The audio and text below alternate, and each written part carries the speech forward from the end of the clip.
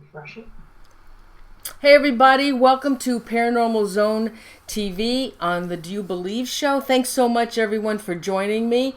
And I have to tell you guys, I did look at the chat room and I saw all of you there. The thing about it is it keeps freezing. Anyway, everybody, thank you for joining me. I'm so excited about tonight's show. We're going to do an episode from a haunting. And you know that my guest tonight, in alphabetical order, is Anita Jo Intenzo, and she has written the book A State of Horror. We have Bill Bean, yay, second time, Bill Bean. He is a Deliverance Minister. And we have Anita's son, Chris. Is it Chris Levi? How do you pronounce that? Levis. Levis. And he is her son, and he is also a psychic medium. And so tonight I want to welcome my guests to the show. Thank you guys for joining me tonight. Thank you so much for having us on, Noreen. And thanks, Bill, for joining us. Oh, it's my honor and pleasure to be back on with you again, and it's great to be on with Anita and Chris. Thank you so much. Now, Anita, if you've seen that episode, and of course Bill Bean was involved in this, her story is absolutely awesome. Now, Anita, do you want to start telling the viewers about your story? Some of them may have not seen the episode. So do you want to start telling the viewers? And Bill, anytime you want to jump in, just go ahead and jump in. Okay, thank you. Well, from the if people had seen the show that happened to be on Haunting, it aired in December 28th. It gave people a general idea of what our story was, and it is a true story dealing with the me being executor for my deceased friend's estate, and how we dealt with my son and I going to his house and trying to fulfill the promise that we made to clean out the house and get it ready for sale. And as we were at the house, after a number of months, we started having paranormal activity, which was really surprising to us. We had no idea that it was going to be something totally unaware, that it took us by surprise, and it was just an incredible experience. So, if I didn't have my son with me, I don't know how I would have been able to, just be able to get to the house and do the job I had to do, because the place was in an extremely bad shape. It had a lot of hoarding aspects. The place was just filled with artifacts, and we were just really stunned on what we had to accomplish, in a short amount of time. Anita, excuse me, I hate to interrupt you, but you've got to put your camera back onto the Logitech. That's what we're trying to do. Okay. We can't get it back to work. Yeah, well, I don't know what's going on with the. You go down. Okay. Well, everybody, just hold on for 1 second. Hold on. Yes,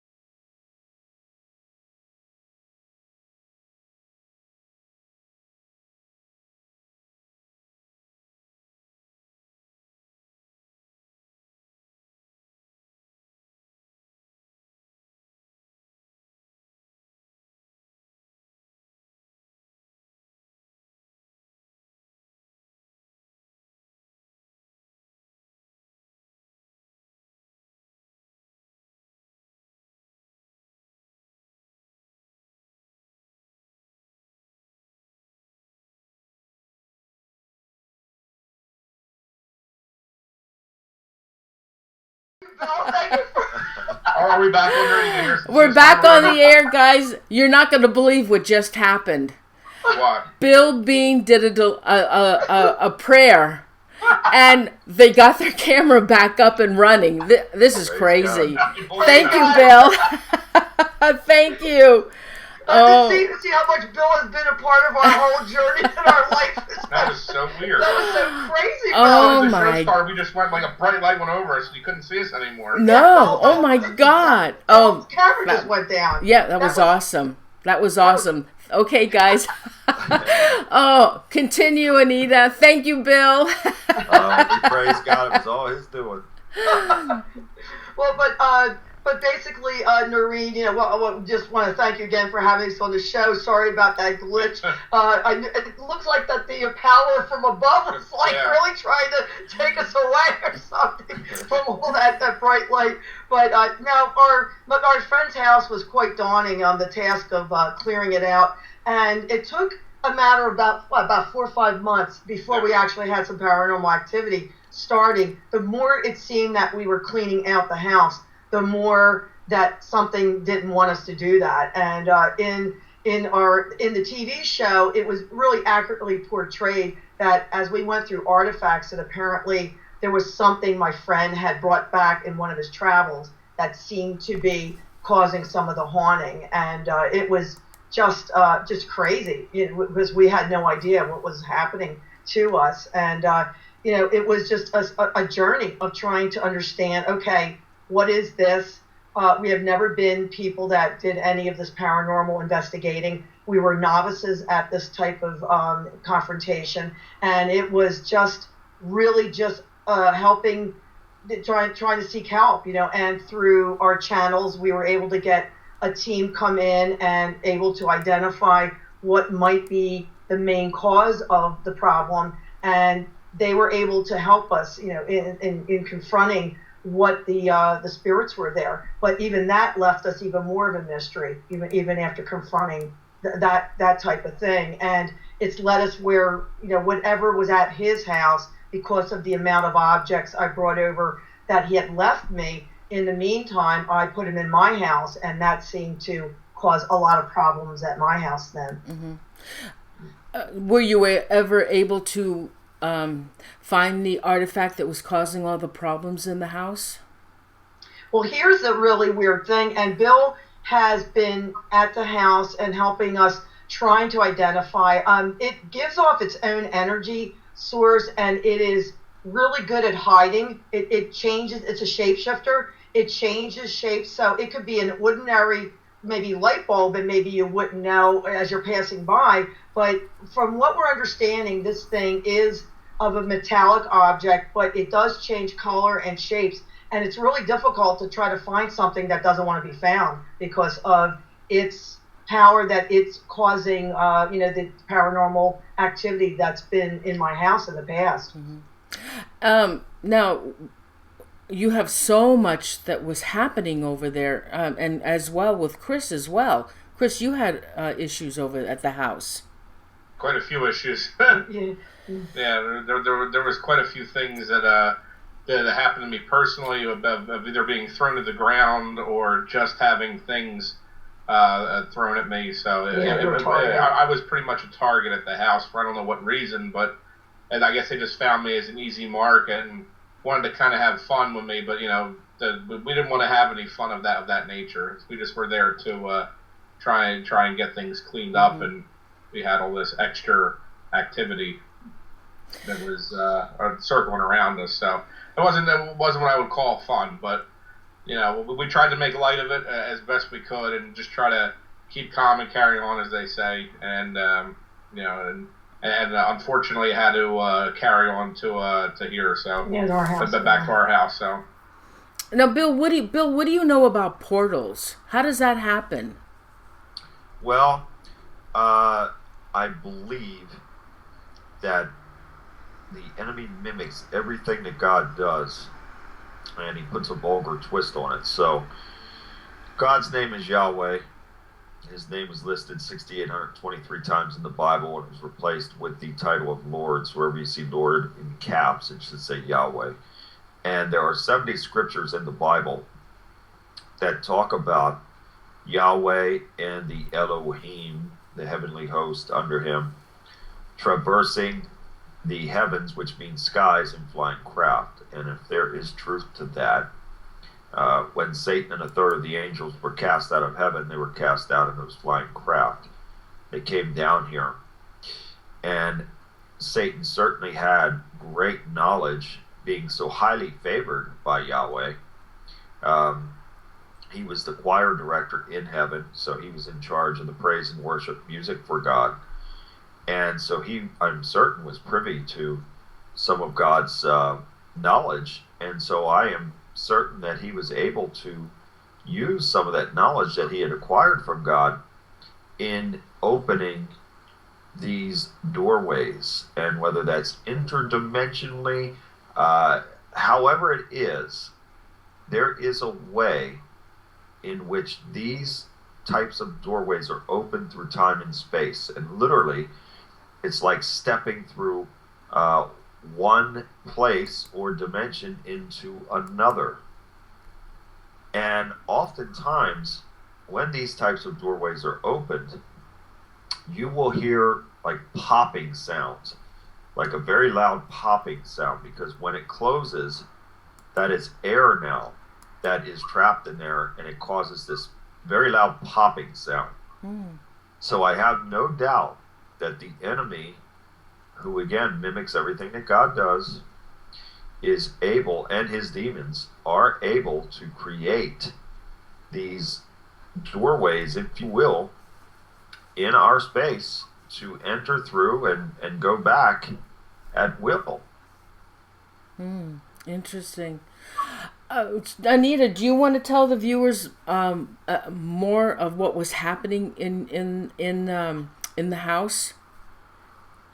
In Paul's house? Because now you went over, and was cleaning out his house, and that's where all the activity was happening, correct? Yes. Okay. Yes, that was what was featured in the TV episode. In my book, I document what happened after he had suddenly died at the age of 55. He was an anthropologist, had traveled all around the world, had been to South America numerous times. He was a Mayan Indian expert. And when we were cleaning out the house, there was just boxes and boxes of artifacts, of documents, of just anything and everything you can imagine that he collected. And this was really difficult because it's really hard to start going through things and trying to make some sense of it when you're so much of it and you have a time constraint to get out of the house. But it seemed like the more that we were getting our energy focused on cleaning out his home, that's when we had a problem with the basement. There was a contractor who came in to take care of some water problem and put a sump pump in the basement. And after that particular time that they were there, that's when it seemed everything just all hell broke loose, because it seemed to really exaggerate and bring forth a lot more of what we were just seeing, little bits and pieces of unusual things at the house. And right after they did all this massive construction for a period of time, then it seemed like everything was just brought to the surface, and so much activity, which started in the basement, just seemed then to, I call it infecting, because it infected the rest of the house as we proceeded in different rooms and, tried to box things up. And we're talking about floor to ceiling with boxes and Tupperware bins. If people saw the episode, it is very true to life how much stuff, it was stuff everywhere and just piled. And, he was a hoarder, and his parents have been hoarders before him. So it was 50 years of accumulated things that we're trying to go through and make some sense, see who was supposed to get what from his will.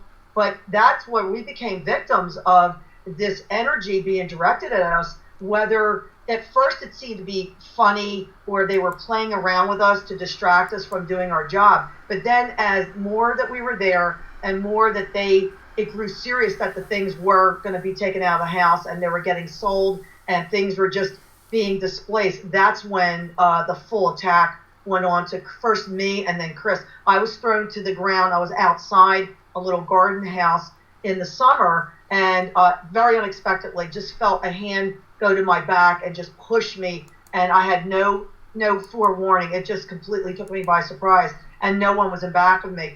And then with Chris was 2 months later, wasn't it? It was in August. And he was thrown to the ground in the living room of Paul's house. So we knew that something was, not only getting our attention, but was really angry that, we were there. But it was like we had no choice. There was no one else we could ask to put their lives in danger. We had talked to the lawyer. He said, do what you can. I understand, that this is not something that is usual. This is really can be dangerous. But, we were the only ones that could do it because I was the executor. I was responsible for, all these things that had to go to different people. And I saw it through. Some people said, well, if it were me, I would have ran out of the house and never go back. Well, if you were in my shoes and you believe in fulfilling a responsibility, and he was my friend for 30 years, and we were very, very good friends. And this was a promise I had made to him.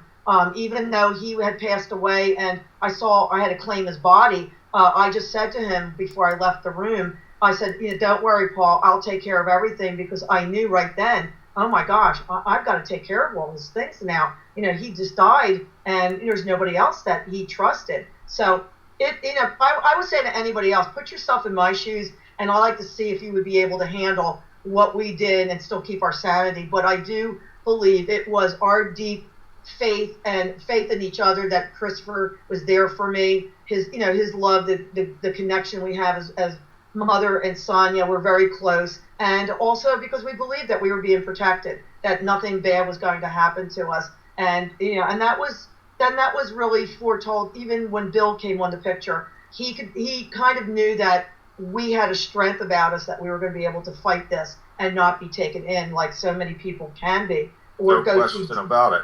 Yeah, that's exactly right. It's how I felt. Mm-hmm. Yeah, and also when we met Bill, it was this complete acceptance of our story that he believed us 100%, and it sounded like fantastic. Even some members of my own family, they were skeptical, and I don't know why they would even be, because I've never been a person who's ever been a liar or make up stories. I've always been a person very down to earth, shoot straight from the hip type of person. I've never been, even in my business practices and things, I've always been very honest. So that's why, whatever I presented in my book, and when Bill met Chris and I, we felt that we had a kindred spirit, that he understood where we were coming from, and we were eternally grateful for his friendship. And as he said, he's like family for us, that he's Absolutely. been able to help us.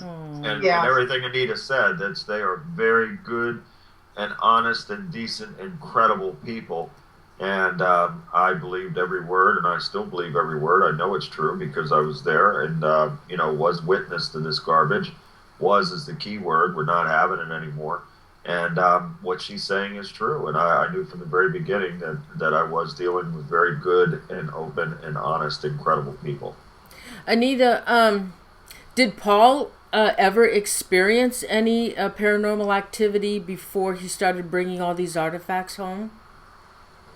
The only thing that I ever understood, Paul told me after his dear mother passed away in 2001, he had felt that there was some type of connection coming to him, or she was maybe leaving things for him to find. He just told me in a phone conversation that he thought she was around, and that was surprising to me, because I was not thinking of the ghosts, or really into thinking of people coming back. That type of thing. But I did believe him. I believed that he was sincere, and he was very heartbroken when his mom passed away. They were very close.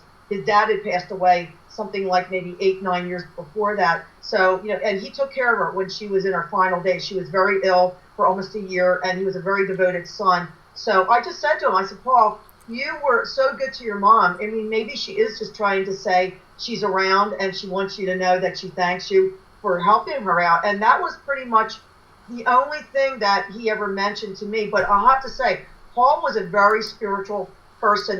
He was an anthropologist. He had one time studied for the Lutheran ministry, that he had looked into that, but then he found his calling was to be an anthropologist, so he could understand all the different religions, and was a very, very deeply honest person, very good guy. And that's why it was really a mixed bag of emotions, that if he was trying to get in touch with me after at his house, that, one, it was like, okay, well, there must be something that he needs to tell me. But also I felt that maybe he had unfinished business, or because he had died so young and so suddenly, he didn't even know he had passed on, so it was that was a combination of all those things. Mm-hmm. In the episode, they had a medium there. Did that actually happen, where Paul came through the medium? Yes, not quite as dramatic as they showed on the screen. I mean, but we had one of the members of Laurie Hull's team came in. He's a big guy, very, very. We just liked him immediately. Sat down in a chair, and within a matter of minutes, we knew something was happening. That his whole demeanor, and he seemed to be going into some type of relaxed trance. And as soon as I heard this voice coming from him, I knew it was no longer this gentleman, but it was my friend, because of the tone of the voice, the inflections. My friend was a very educated and of European background, so he had certain little, not like quite an accent, but there were certain ways that he used words that were, not commonly used type of thing. And I knew it was him. And that's, he was able to talk with us and explain to us why he stayed behind and had not moved on at that point. And it was serious stuff, that he was concerned for us. Did he actually tell you, Anita, you have to find it? Yes, he was really, really worried that we had found something in the house, that we had then packed it away without, there was nothing labeled, there was nothing to tell us that this was anything unusual, because there was just boxes and boxes in his bedroom closet that we just rudimentary, we just opened the box, knew there was a bunch of stuff in it, just labeled to look through later, because we knew certain things were directly left to me. So I knew these artifacts, these different things, they just went right into my house. And I just was able to, I said, well, if this stuff is for me, let me not get rid of it, but let me put it out of the house, put it to my house, so then I know what I'm dealing with for the other people. So it was just my way of trying to clear one room at a time, because of such a huge it took us 10 months to clean out the house. So, but he did say that we were not supposed to really have it. He was sorry that he, did not let us know what this was. He should have taken care of it a long time ago, and he never did. And now we were, we were responsible for this thing, and he was really worried about what the effects could be on us. So how much more was left out of the episode? Well, I think. Well, why don't you tell us about the spirit man? That could have been a little. Yeah, the whole sequence with the man in the backyard. I thought it would have been a lot better if they would have actually given him the brim hat. Yeah, that was so kind of iconic to where we've seen him.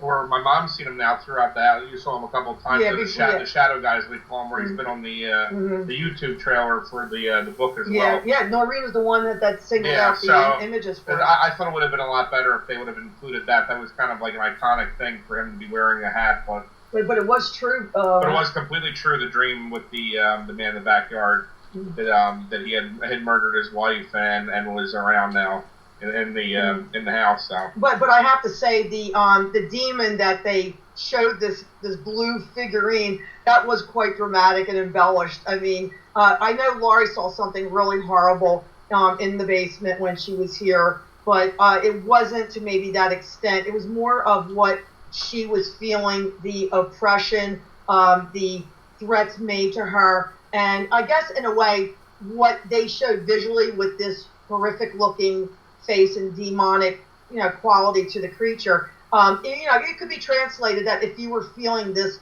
horror, that this is what you could be looking at, but in reality it wasn't quite like that for her. But it was pretty serious that she had been attacked in the basement. So we saw that. I go, I know that they have to, it is for a TV show too. But I would say 95% of the show, we're really, really happy with, how they portrayed it. But we just were wishing that Bill was going to be a little bit more in the episode, and because, they kind of had him at the end, but, he was a really integral part of trying to figure out where these portals were in the house. And, if we didn't know that, then, we would have never been able to have Bill, try to help us out and get this stuff taken care of. Now, you had mentioned Lori. Now, can you tell us who Lori was? Well, Laurie Hall, who is also featured on the TV episode, she also wrote the foreword to my book. She's our dear psychic medium friend. She's the founder of Tri-County Paranormal in this area outside Philadelphia, and she was the one we contacted to see what we had to do about the house before we sold it, because that was our dilemma. We contacted Laurie. She came immediately, and it was because she and her team came in with such real faith in us and understanding and completely we trusted her, and she was able to identify what was really going on. And we're just so grateful to her too, because she's now been, with Bill in touching base with him, and and it's been a meeting of the minds, because she comes from one aspect, and of course Bill comes from a little bit different field, but it's having them in our lives has just been like their powerhouse, both of them, to help us out, to see where this is all going to finally finish out for us. And now, everybody, we can only have Bill for a little bit longer because he's just got back from a conference. So let's go into at what point did you feel that you needed to bring Bill Bean to this? Well, things really were getting bad at the house. Chris was having some really horrible dreams. These people were coming to him that were just, we were just stunned at who these people really were. And then we were getting, which I had never seen before, and I'll tell you, the demon name had never been mentioned ever until I started seeing handprints on my mirrors in my downstairs bathroom here, and also on a coffee table. And at first I wasn't sure what we can do, but I was just brave enough. I said, you know what, I'm going to put this out on Facebook. And luckily, someone from a paranormal investigative group got me in touch with Bill Bean, and she said, he's close to you. He's not that far, but she said, you need somebody like him who's a deliverance minister, or a person who can really see what's going on in your home. Because she said, Anita, this is demonic. You see, those handprints are terrible. And I said, well, they don't look human. I said, we don't know what's going on at this point and how bad it's getting here. So, from what had been like sort of mischievous things happening here, things disappearing, just things being thrown against a wall, things like that. But now to have these like visible handprints, that's when we got in touch with Bill, and he got in touch with us immediately and made an appointment to come to the house. Mm-hmm. So, Bill, when you want to pick up the story from there, honey? Yeah, well, I sensed the presence of evil as I arrived at the residence, and I don't claim to be a psychic or anything like that, but God has gifted me in many ways, and one of the gifts is a knowing of things, and He will start to put pictures into my head or information. And so I have a good idea of what is going on before I even enter into someone's residence.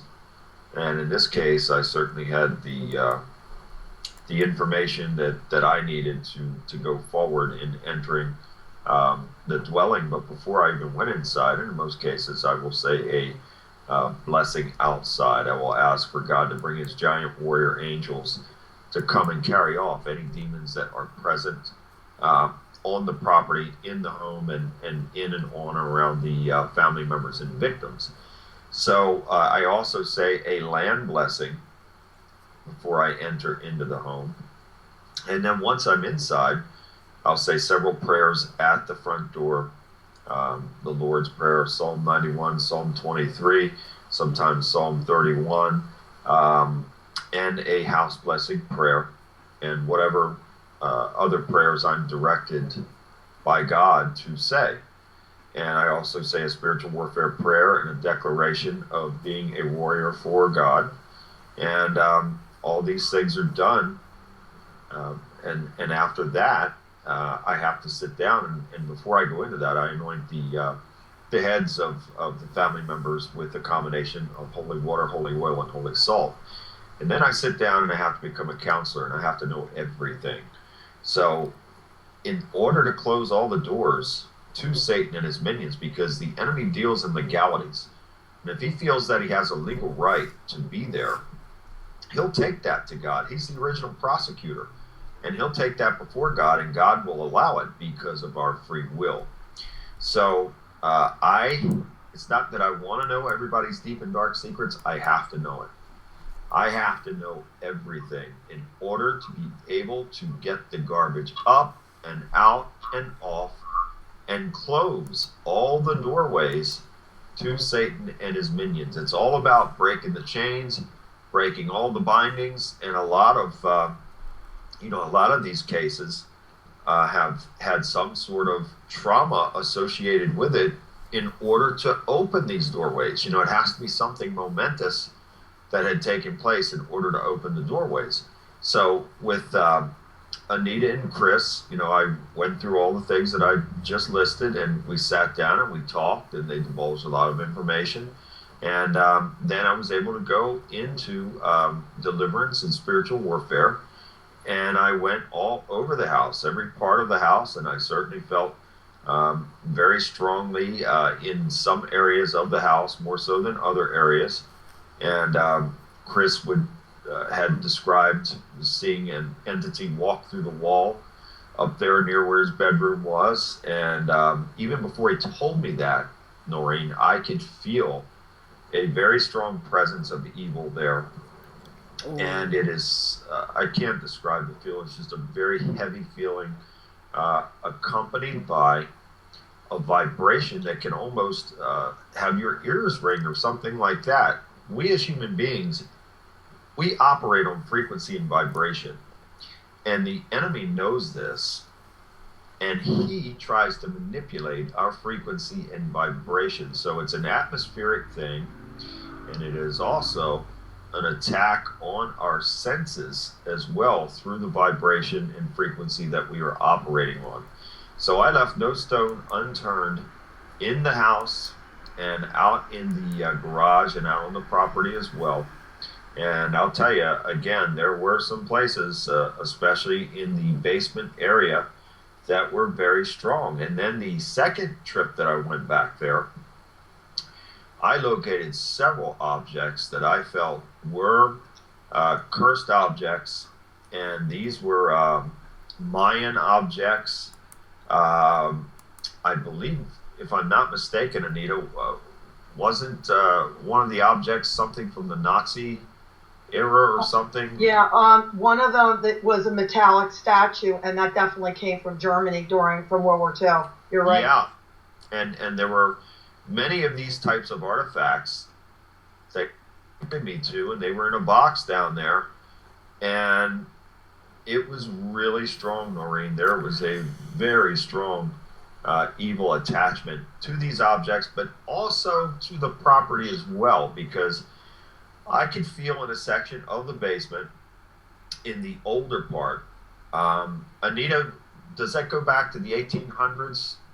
Yes, the old part, which is the fireplace area, Bill, you're right. It's left over from the 1800s farmhouse that they left the bricks and that part of the fireplace, and then our house was built over the foundation of the old farmhouse. So you're right, it is from the 1800s, and also the connection that there's with the Underground Railroad too, that on this property.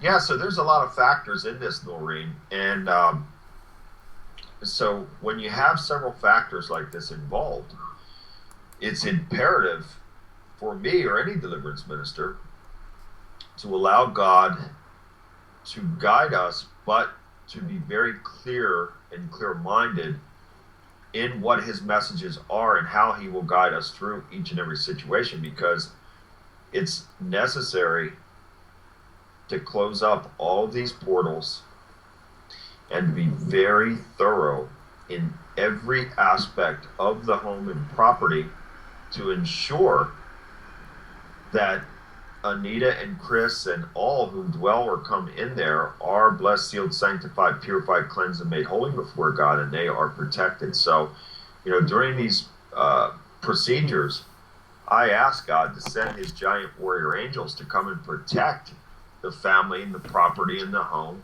24 hours a day, 7 days a week for life. And, we want to get rid of the portals. We want to close the portals, but we invoke the power of God through prayer. And we are asking God to have his giant warrior angels to remain there and protect. Mm-hmm. Bill, can I ask you a question? Have you ever been in contact before? Was this the first time you had ever seen a Nazi artifact? Yes, I would have to say, yeah, this was, all of these cases are the same, yet each one is unique. And certainly in this case, I had never seen a lot of these types of artifacts. I mean, there were Incan and Mayan artifacts and just many different, because, this man was an anthropologist. He traveled around the world collecting artifacts, and it was just absolutely mind-boggling the amount of different types of artifacts that he had collected from all over the world. So it was impressive, it was staggering, and I certainly, in all of the cases, which have been hundreds of cases that I've been involved in, I've never seen a collection of artifacts like this. Mm-hmm. Do you believe there's any kind of curse on any of that? Oh, absolutely. And I did binding and rebuking and casting out over those objects, over all of those objects that we got out of that box. No question about it. Mm. Did you ever have any fear for your life at all? Because absolutely not. Here, and I don't say this in an egotistical way at all.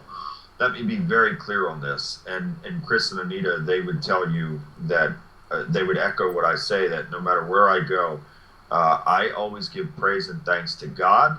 It is his power that works through me. It is not my power. Therefore, if God is with me and for me, what can stand against me? Nothing. So I fear not, because I'm in the order of David. I'm in the order of Yeshua, Jesus the Christ. I'm not comparing myself to them. I'm in the order of. Therefore, I walk in faith, strength, and courage. And when you walk in faith, strength, and courage, fear is not an option. So when I walk into a place, the power of God is working through me so strongly that these demonic forces have to literally flee my presence, because they cannot withstand the mighty power of God. Therefore, in my situation, and every minister deals with things in their own way, how God will guide them, and no criticism to anybody. I'm sharing with you how God works through me. The best defense is a strong offense. And Anita and Chris can tell you, from the moment I step into a situation, I am the bully on the block. I am on the offense. I am a holy bulldozer for God, and it is his power, and he deserves all the glory and praise for it. Mm-hmm. How many times have you gone back to the home? Was this done in one day, or did you have to go back? Well, we did it on that day, and then I ended up going back. How long would you say that was, Anita, when I came back the second time? That was in September, Bill. So that was about 4 months ago that I guess you were here. Mm-hmm. Okay, yes. And I also went over to Christopher's house, where he and his lovely wife, Heather, they have a home there, which had belonged to Anita's mother. And it's a beautiful house.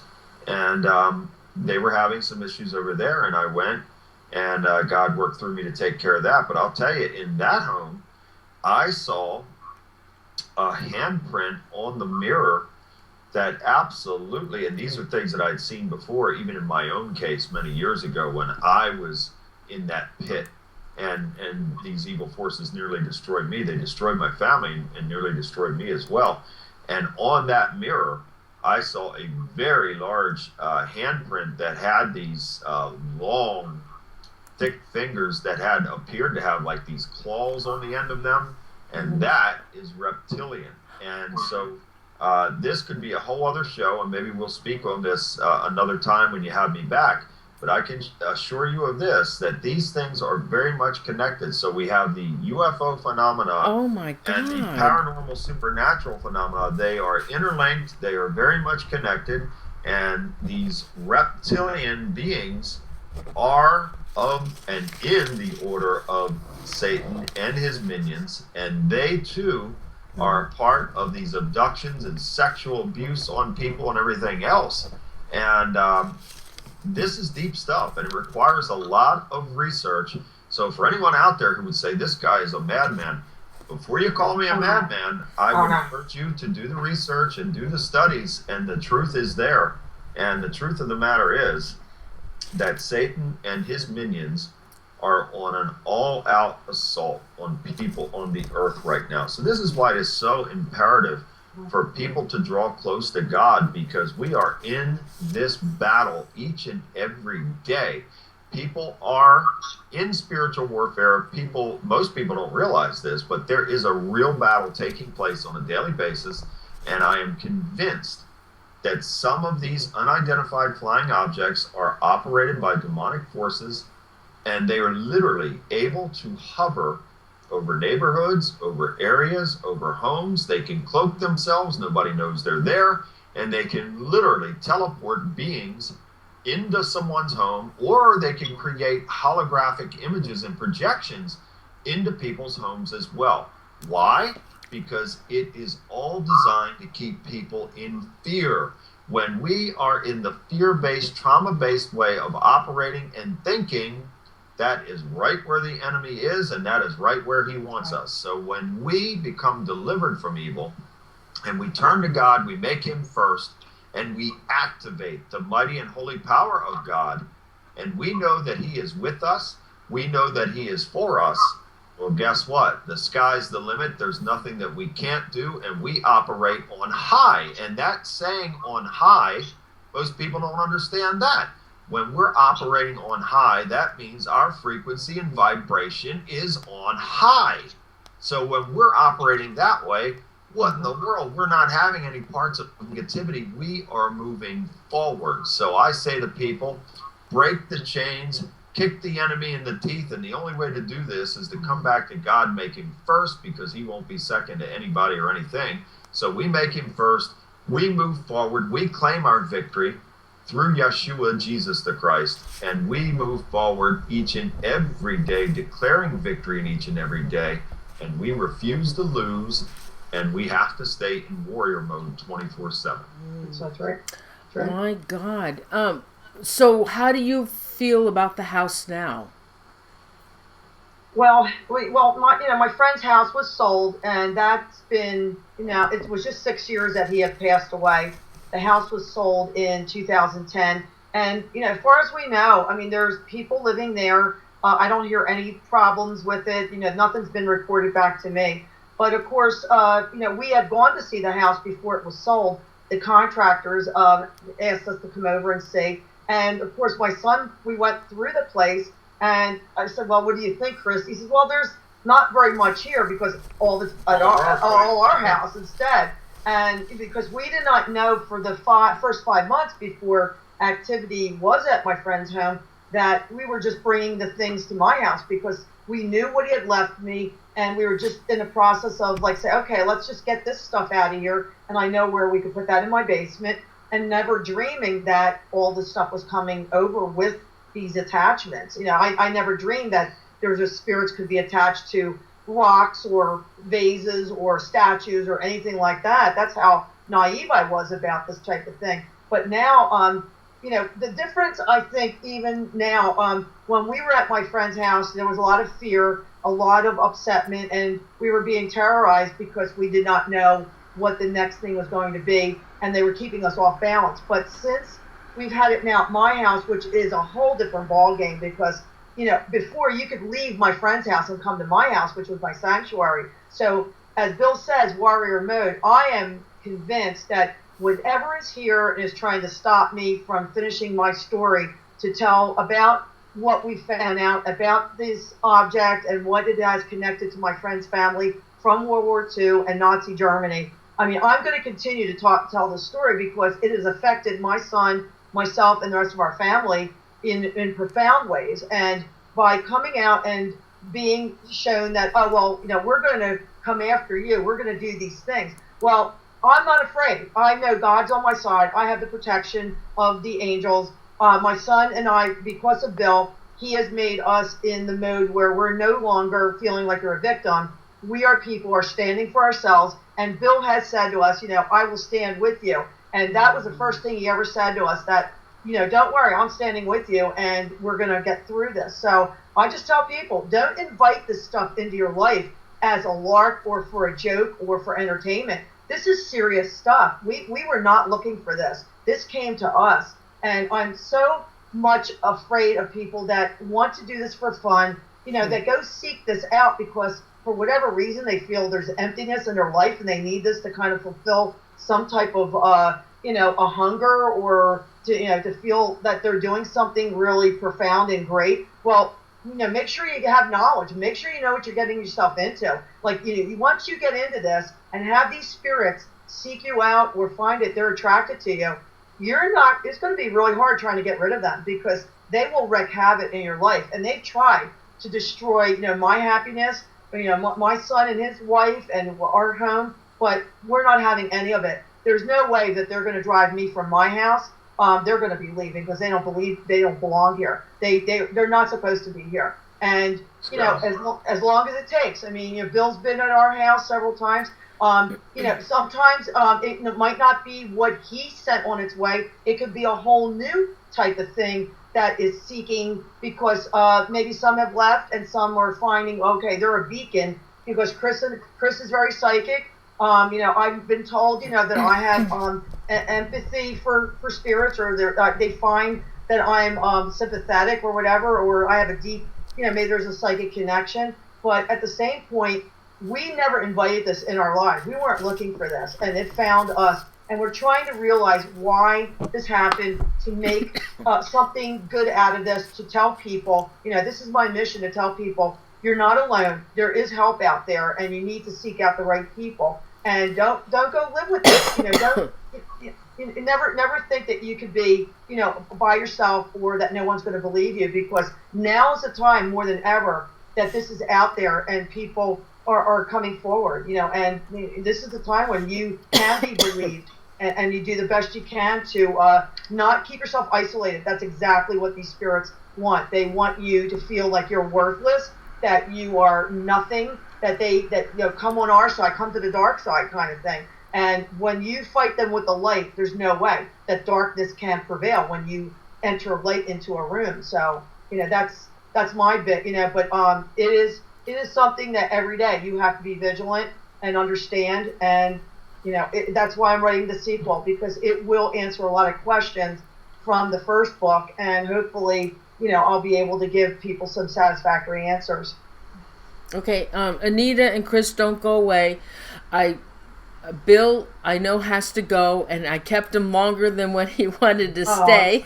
Yeah. It's okay. I've enjoyed it, and I'm enjoying everything here. And I can stay on for maybe let's see, it's going on 10 of now. I'll hang in for maybe what time are we wrapping up here? Well, we were going to continue talking. Well, I'll hang with you for about another 10 or 15 minutes, and then I really do have to go. But I've enjoyed being a part of this, and Noreen, you're fantastic. And anytime that Anita and Chris are doing something, I certainly love being a part of that with them. Well, we can't thank you enough, Bill, for being on tonight. It's my pleasure. And, boy, I'll tell you, and Anita and Chris can tell you this as well, Noreen, my schedule, I've always been busy, but now here in the last several months, I am just, the doors have blown open, so to speak, and so many people are contacting me from so many places, and my travel has increased threefold since then.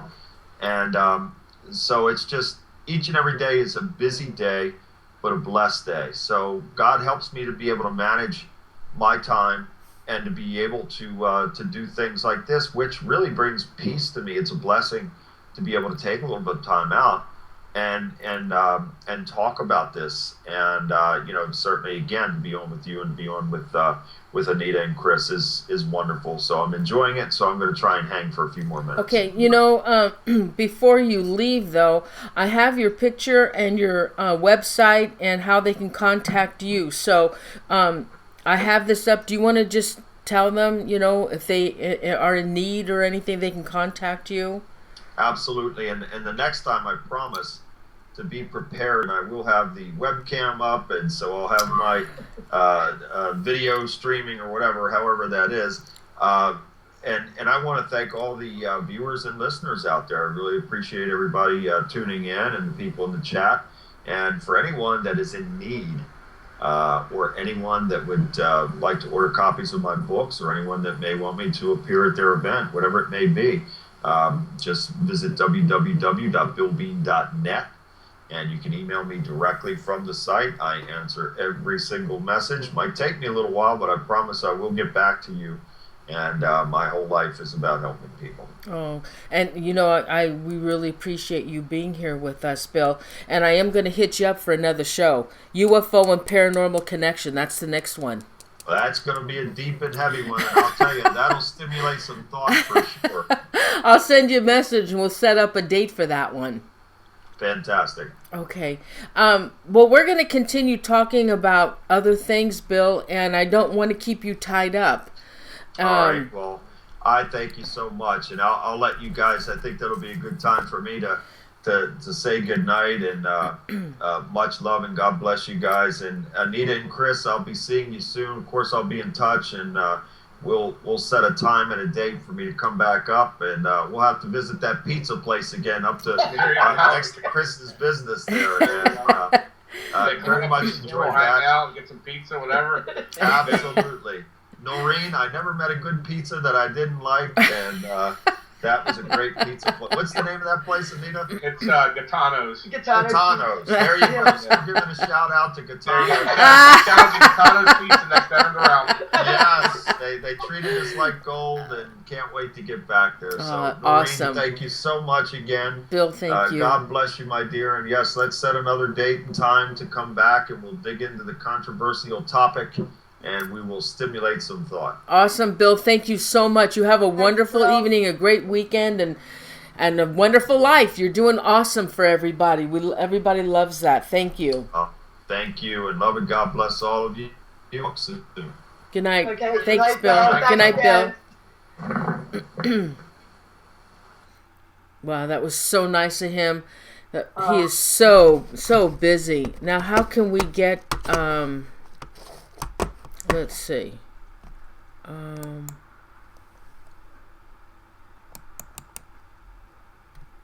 Okay, here.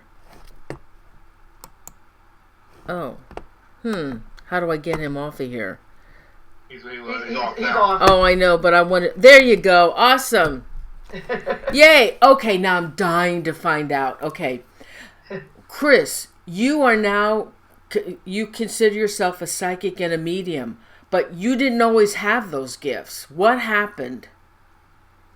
Well, there was I guess when I was a kid, I guess it kind of started out, but it wasn't really anything serious like it's been over the last few years. I think being over at the house has really kind of brought about latent abilities, and it's just kind of exploded since we cleaned out our friend's house of people.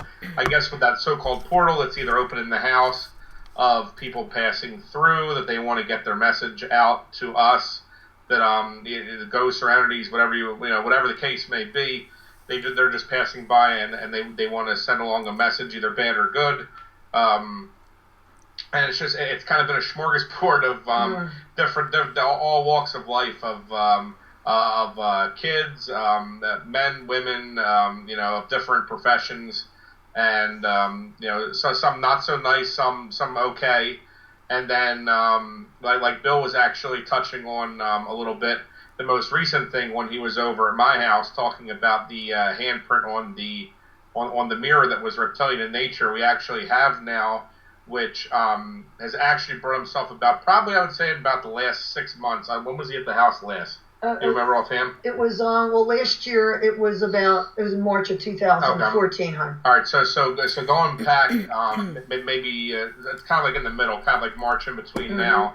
If you think about that, somewhere in there, maybe early fall, if you will, that there has been kind of a hooded reptilian creature that has been made himself known in my house now, which is quite interesting because that actually just reminded me when he was saying about the handprint, and it's something that we've only seen a couple times, and my wife has seen what she says that look like yellow, kind of what you would see like a lizard eyes, like kind of like if you saw like at a zoo or like a reptile exhibit or amphibian exhibit, like you would see like little slit yellow eyes.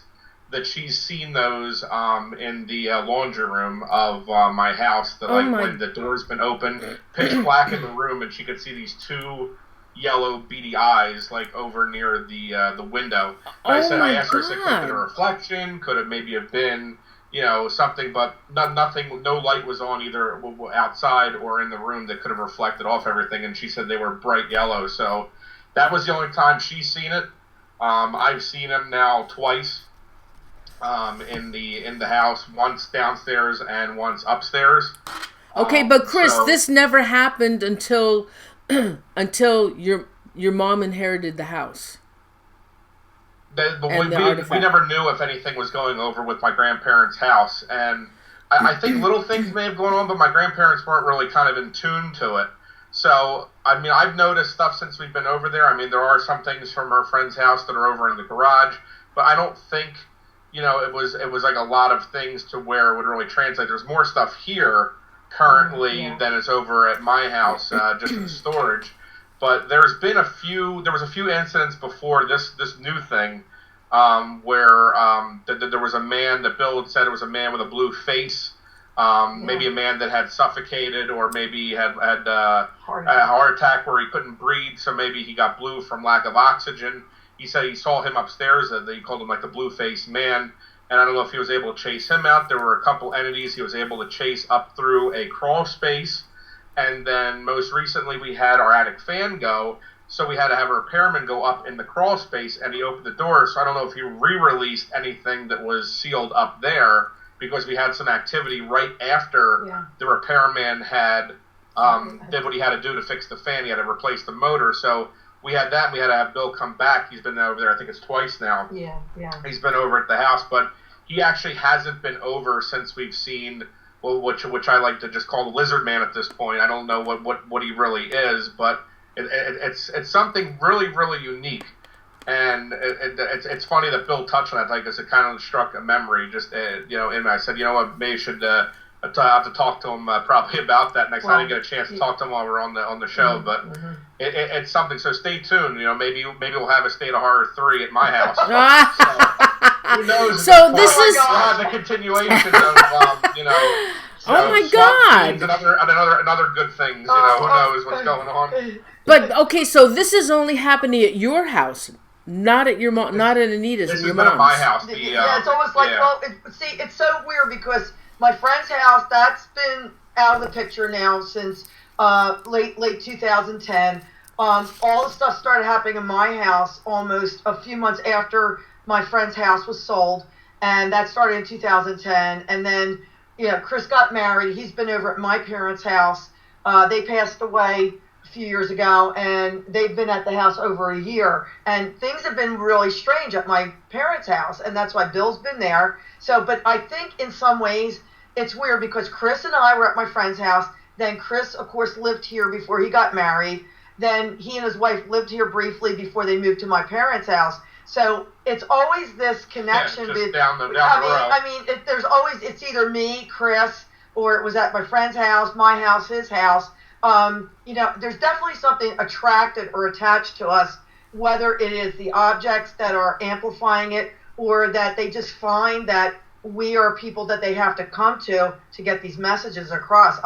Because what has come to Chris led me on my journey to do the research and have someone go down to Washington, D.C. and search archives from World War II, which we'll be bringing out in the second book, because the people that came to see him I would have never known what area of research to go into unless this particular first person came to him. Chris gives me a name out of the blue. Okay, when you're talking about came to him, this is psychically.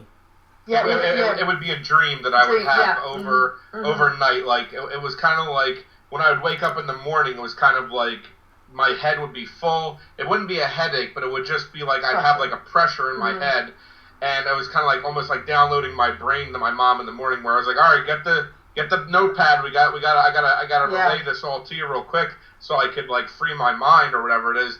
And it would be a couple nights here and there. It wouldn't be every night. It would be maybe once, and then a few more weeks later it would happen again. But it would just be names, pictures, symbols, whatever the case may be, and I would just tell her. It would just be off the wall stuff, just crazy stuff that would just come. And I thought maybe I was going a little bit nuts because we were over there. Maybe the house was getting to me a little bit, but nothing like that. Because then she would go and research the next day to see if any of this rang true, and she would pull up pages upon pages on the internet. Okay, but now these are German people from.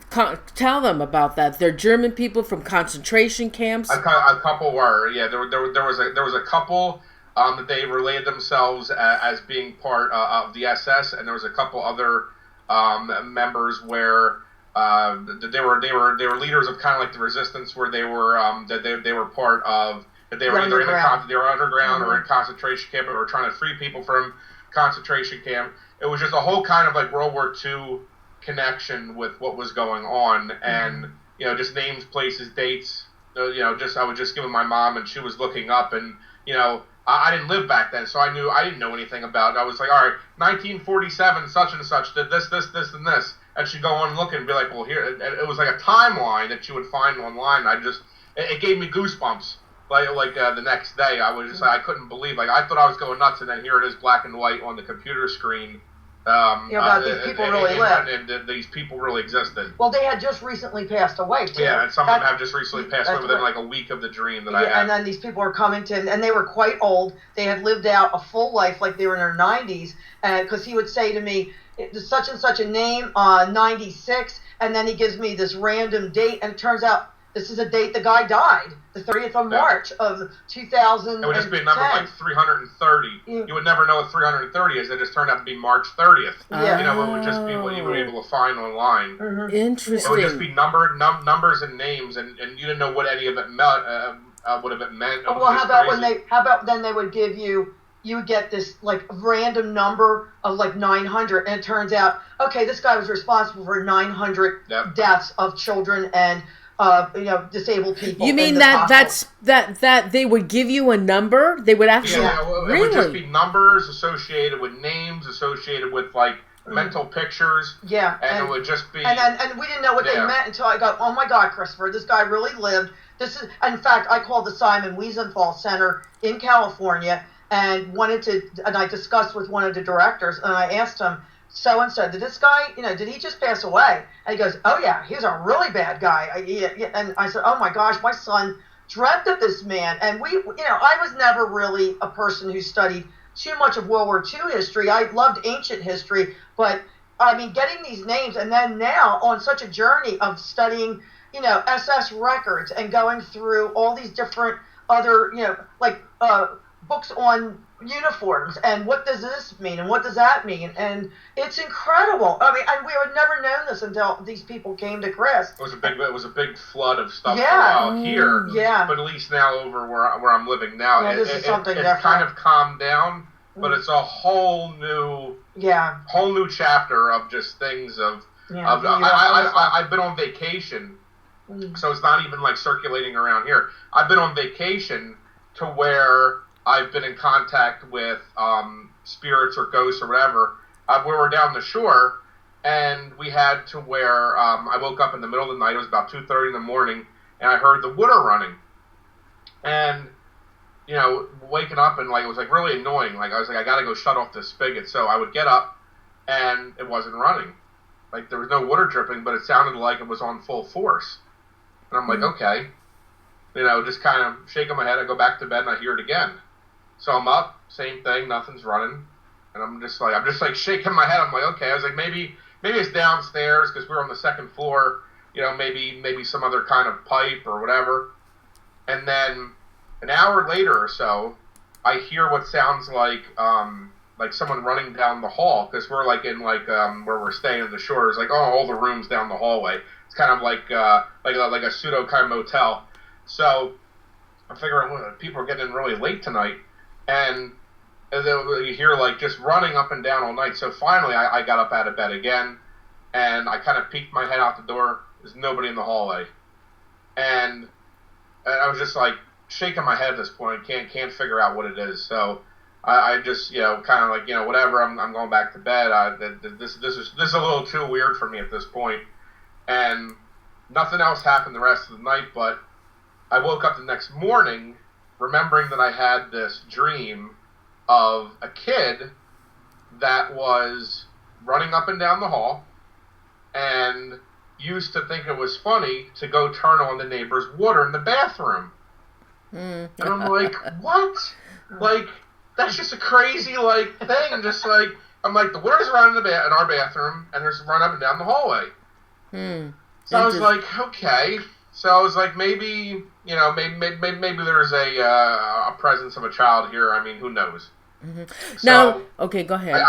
I got up enough courage to ask I thought I was going a little bit bananas, trying to think I was going to talk to the bartender downstairs.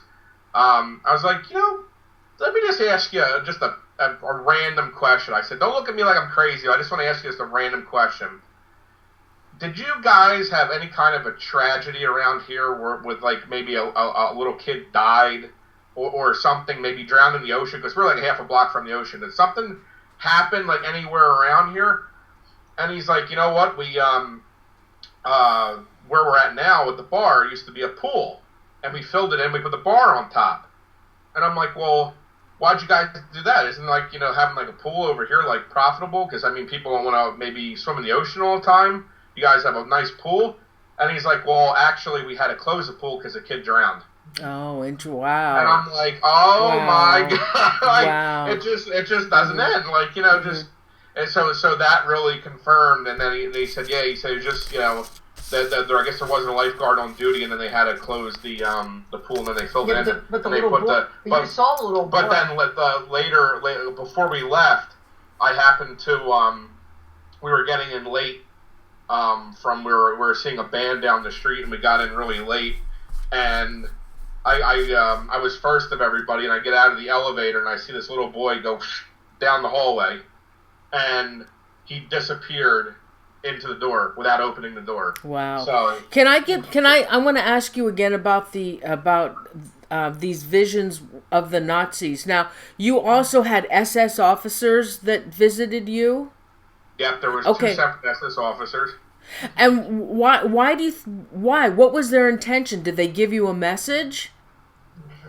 Well, the first one said it was directly tied to what was going on with her friend, and I forgot the other one. The other one is they were all tied together. I mean, I'm trying to think back. Well, the first one you gave me. Chris has had so much. I've had so much in my brain. She might be. I have everything. I have it all documented. But I remember it was directly related. He hands me a slip of paper one morning, and he said, "I want you to look up this name."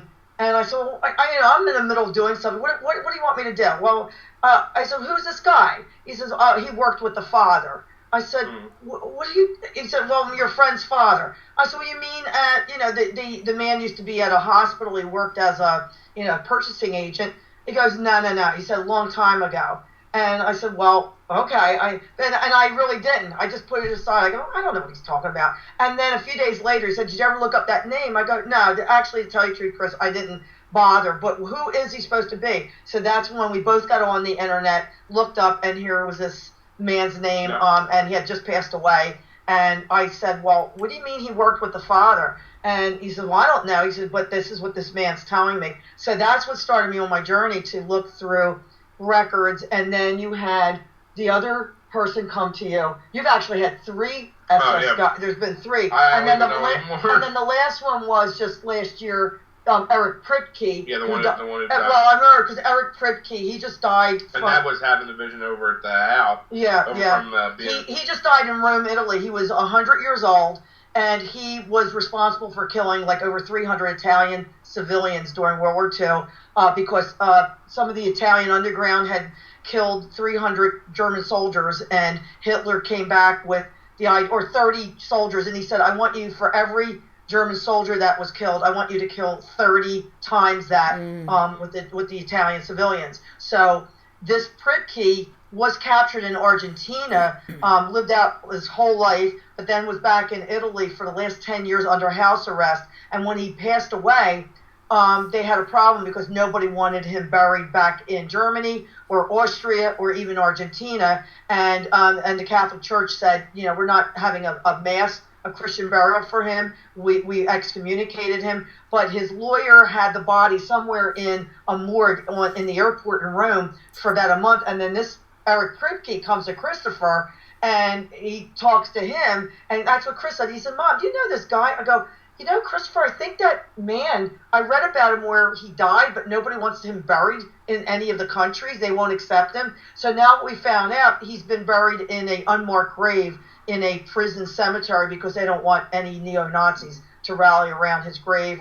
So he's, been anonymously buried somewhere. But he came to Chris and was trying to say to him, like he's been wronged or something. That Yeah, he said something about that he felt like he was unjustly accused. I'm like, yeah, okay. Yeah, they all say that they're unjustly accused.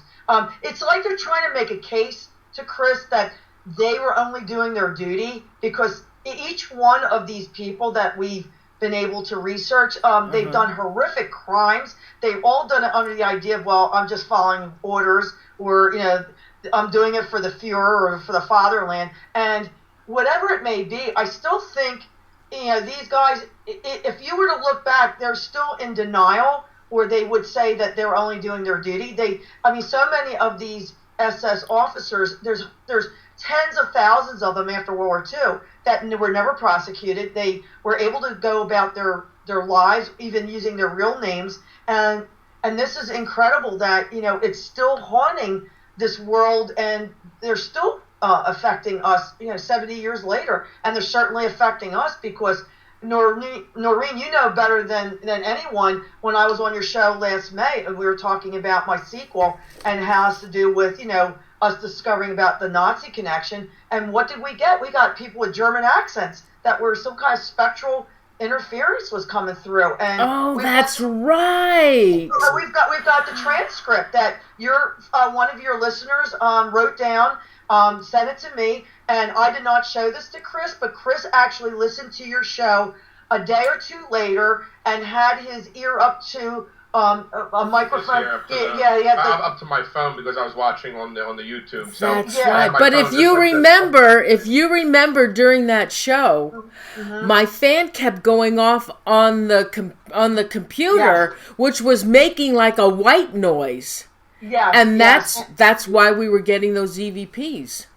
And the people who reported to you after, I found it was so interesting reading the comments from the chat room, was they said it sounded like a woman or a man with German accents. They were cursing me out for being on the show, for even bringing up the subject about this is possibly something that we have to investigate. And even in that, Chris wrote down from what he was listening at, never even saw the transcript until later, but he wrote his own transcript down. And I'll tell you, Noreen, there was verbatim. It must have been so many of the same sentences he wrote down that one of your listeners wrote down in the transcript. It was the same exact thing. Like 72 different 72 EVPs I think I was able to get. Oh, and that was your 52-minute show that we did in May. And here he picks up. It was a couple of minutes maybe on average. Or still a couple of minutes. But and it was just terrible. The language that was used against me, and it's still continuing. We still have gotten some instance where it's being directed at me. They're really angry that I brought this out, but hey, if they had never bothered me to begin with, hey, if they had minded their own business, I would have never even known they were at my friend's house, and then I would have never written about them. But, now that it's out, they're affecting us. It's causing us all kinds of problems. They're directly interfering with me writing the sequel to the book. So it's, and my agent was stunned when I sent her. Chris was writing chapter 6 of the sequel. He was here. He was writing it on the laptop, and I was dictating notes to him so he could, get these paragraphs together in a rough draft.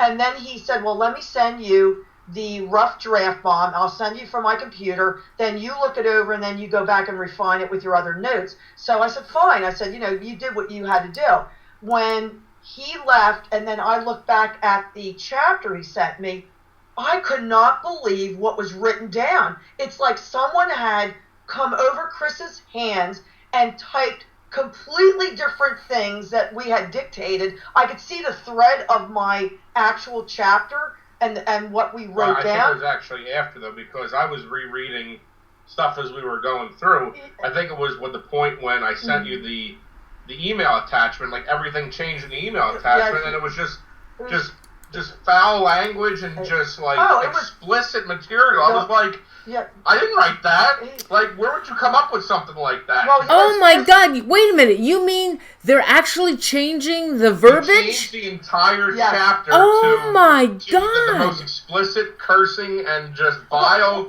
stuff you've ever read in your life. If you read it to me, I'm actually laughing because I was like, I couldn't believe the stuff that was written down. Because I said, Christopher, do you know what you sent me? And so because he wasn't home that evening, the next morning, I said, let me read what you sent me. And he said, what? And but it was so weird the way they would take like something that you're saying, okay, I'm in the living room because we're relating something that happened in chapter 6. Instead of living room, they put dead room. That living was changed to dead. Okay, wait a minute, you guys. I just thought of something. Did you keep those? Oh yeah, You know what? You ought to put that in the book. You ought to put what they wrote. We could have chapter 6 and an alternative chapter 6. Oh my God, yes. Well, at the last part of the actual words, that there was words inserted, Noreen, and actually capital letters that mentioned my friend's name and the father's name, the real names, because we've used pseudonyms. Paul is not the name of my friend, but we've used different names because we're protecting the family. But their actual real names were typed in, so it's like, okay, we know where this is coming from. But then at the end of the chapter, there was a paragraph of gobbledygook of just letters randomly. But then as we looked, Chris says it's an anagram. He said, do you realize that some of this word is German? And when we looked up the German word, it said, be afraid, be afraid. It was in the paragraph. Oh, my God. Yeah. It was all an anagram where it was like NNN, and then it would be a word. Yeah, and then it was like, you had to almost like kind of cipher like a decoder. Well, it had how, and then there was a word that said fun and die, D-I-E, with like 10 E's after it. So in between that. Oh, my God. Yeah, that's crazy. Yeah, that's what was written. I know I sent that to my agent. I said, Laura, you have to see this. She goes, I have no words, Anita. I'm reading this. I have no words for this. I've never seen anything like this. Oh, my God. I said, this is... And you know it hasn't been changed later on because I sent it to her right after. And it's actually... still here, and it still has the original timestamp. Okay, so with them... You could see that it wasn't, like, edited afterward. Like, I didn't go home and change anything. Yeah, it's timestamped. It was timestamped for when I sent it to her before I left to go home. Yeah. Now, they're rewriting it. Is it just a bunch of words, or does it actually say something? It says full sentences, and all the words are changed around. To mean a really horrible meaning. Very degrading, actually cursing and bigoted. In other words, it sounds like... racist, just... Which would be like a Nazi would be saying these things against another person of color. Can you say any of the passages that were typed on there? Well, I don't even remember. Well, one was just saying that that when I had these workmen come to my house, that was funny. The workmen came to my house, and I was relating this in chapter 6 that how when they were working, they were getting all kinds of weird things happening outside the house. They were replacing my it was the asbestos siding to vinyl siding. While they're up with the ladder, their tools would fly out of their belt. the guy would change something like on my lamppost, and all the things would disappear. 20 minutes later, everything's right back to where it was. They're waiting for me to come home, and my garage door is going up and down. And so finally, after they had done the replacement, that took about 2 weeks. They said, "You want to tell us what's going on with your house?" I said, "Well, I waited until now because I don't want to tell you my house is haunted. I don't want you leaving the job." Yeah, but the passage would be. But the passage, like we were talking about the work, but it said the tools would fly out of their ass instead of their belt. Yeah. It was just like they would replace like words on the end. Oh, well, and it wouldn't be so nice. Some or of the other they'll stuff. say, and something about, we would. Coming into the house. We're coming in the house because we're going to make it with you, sweetheart. Oh my God!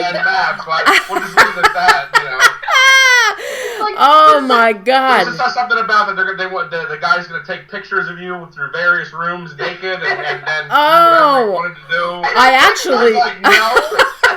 actually like it. You just sent her the chapter. I think that is so. I'll send you the chapter. Damn! Do you realize how cool that is? That is absolutely amazing. But you know what it is? Some of it looked like it was like a bad like if you have like a cable movie on regular television, how they like try to bleep out stuff. Yeah. Some of it looked like it was just a bad like dub job, while other stuff looked like it was like. Why? Well, in some ways, it looked like someone with broken English, that you would be, the way the English was clipped. It's like, okay, I guess if you have an accent, you're trying to repeat English. It's like something that was speaking another language was trying to insert in English, and it wasn't coming out like the right verb or noun. But I don't... I love unbelievable. I mean, Noreen, I've never, nobody might even believe this, but I have it. It's in black and white. I mean, you have to look, and I knew it would never be. I said, Chris, you were typing. You couldn't even make up that stuff on your best day. Because he was typing fast. Because I'm typing as she's dictating. And like you would have to. And how are you going to put in words and make it that funny? Well, it's not really funny, but make it like that, like ridiculous. Oh my God! You never told me that before. This has been recent because I've been trying to get the chapters written, and like we've just been getting all this stuff happening to distract us because I know they don't want me to finish the second book, but it's going to get done. I mean, whether it takes me a week or 2 months or even 6 months, we have half the book is written, manuscript form. I'm trying to get the rest done, but it's just all these other things happening all the time. I mean, now I just have he's talking about reptilian. I mean, I have handprint on my mirror that happened. But they're not 9 inches long. You didn't see the one that's up there. Oh, no, maybe it's over here now. You didn't see the one that's got the big long smear fingerprints. Reptile's over here now. He's coming through the window. I don't know. Oh my God. Yeah. Okay, now look, since he is able to write on your computer or your tablet, have you thought about leaving it out with nothing on it and say, okay, go at it. Who am I talking to? Give me a message. Yeah. Well, I'll tell you. If that were to happen, I'd probably burn my laptop. Well, why don't you just try it? Oh, come on. Try it.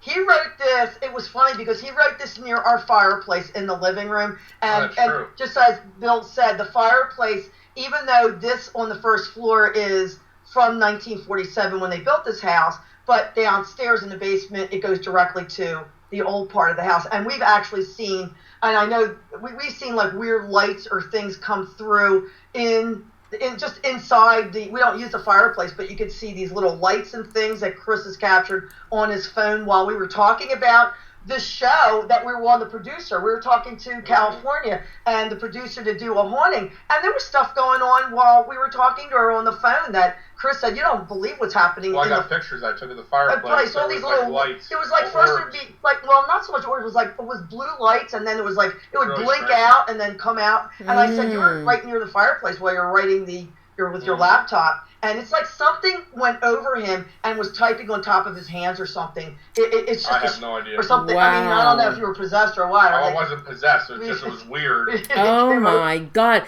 Okay, now I know what I wrote. Now the Holocaust victims, do they give you their name as well? Did they give you your name? It was a yeah. Well, it's kind of jumbled, when you wake up. It's like they give you like maybe initial or a name or something, and then you look up. It was like that whole thing with the white rose. Yeah, white rose. Jean. It was Marie Jean. It was MLJ. MLJ. Marie Louise Jean. Marie Louise Jean was she was an elderly lady who passed away, and she was in her 90s. But she came to Chris. She was in prison. And because he dictated the whole, it was like 4 pages I dictated that morning. That was a long morning. But he had to tell me this full dream. And apparently she was a member of the White Rose, which was an underground intellectual group, basically against the Nazi ideology because they knew this was going to destroy Germany. She was captured along with 6 other colleagues. Now, she wasn't put to death, but 6 members of the group were. It was a brother and sister who have since been memorialized, I found out, on a stamp in Germany. They were, I don't know if they were twins, but but Christoph, it was one of the names that came to you. But there was 3 different names that she repeated, and they had all been beheaded by the SS. And but she gave the initials MLJ. And back of her jail cell was etched in. Was etched in one of the bricks? Bricks. And then when Chris looked up a couple days later, like anybody had been deceased recently, and here it was, this whole eulogy about her, Marie Louise John. And it took a long time through different channels to figure out each part because there were so many pieces of the dream where it was just different things. But then there was also. We couldn't figure out for a while if there was his name. I think it was Rose Winkle. Rose Winkle, and it was like we thought it was a name of a woman. So we're like looking through, can't find anything, and then we find that it's not even Rose Winkle, but it's called the Pink Triangle. Oh, yeah. And I'm like, what? How? Like, I couldn't believe that we found. We just happened to stumble upon it was called the Pink Triangle, and it was a whole group dedicated to. Was it killing gay men in the Holocaust? In the Holocaust. Well, in fact, the man who came to Chris, he had just recently passed, and he was one of the few French Jewish survivors of this concentration camp. And by giving him the name Rose Winkle, that turns out it was a slanderous name. But it was a pink triangle that these prisoners wore on their. We were looking for like a month trying to find whose name is Rose Winkle. Rose Winkle. And here it's a German, slander word for. Wow.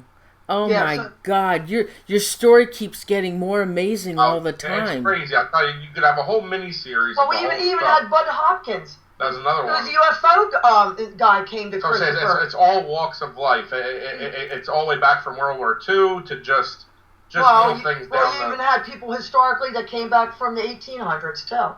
But do they give you any message? What do they want? Why are they coming to you?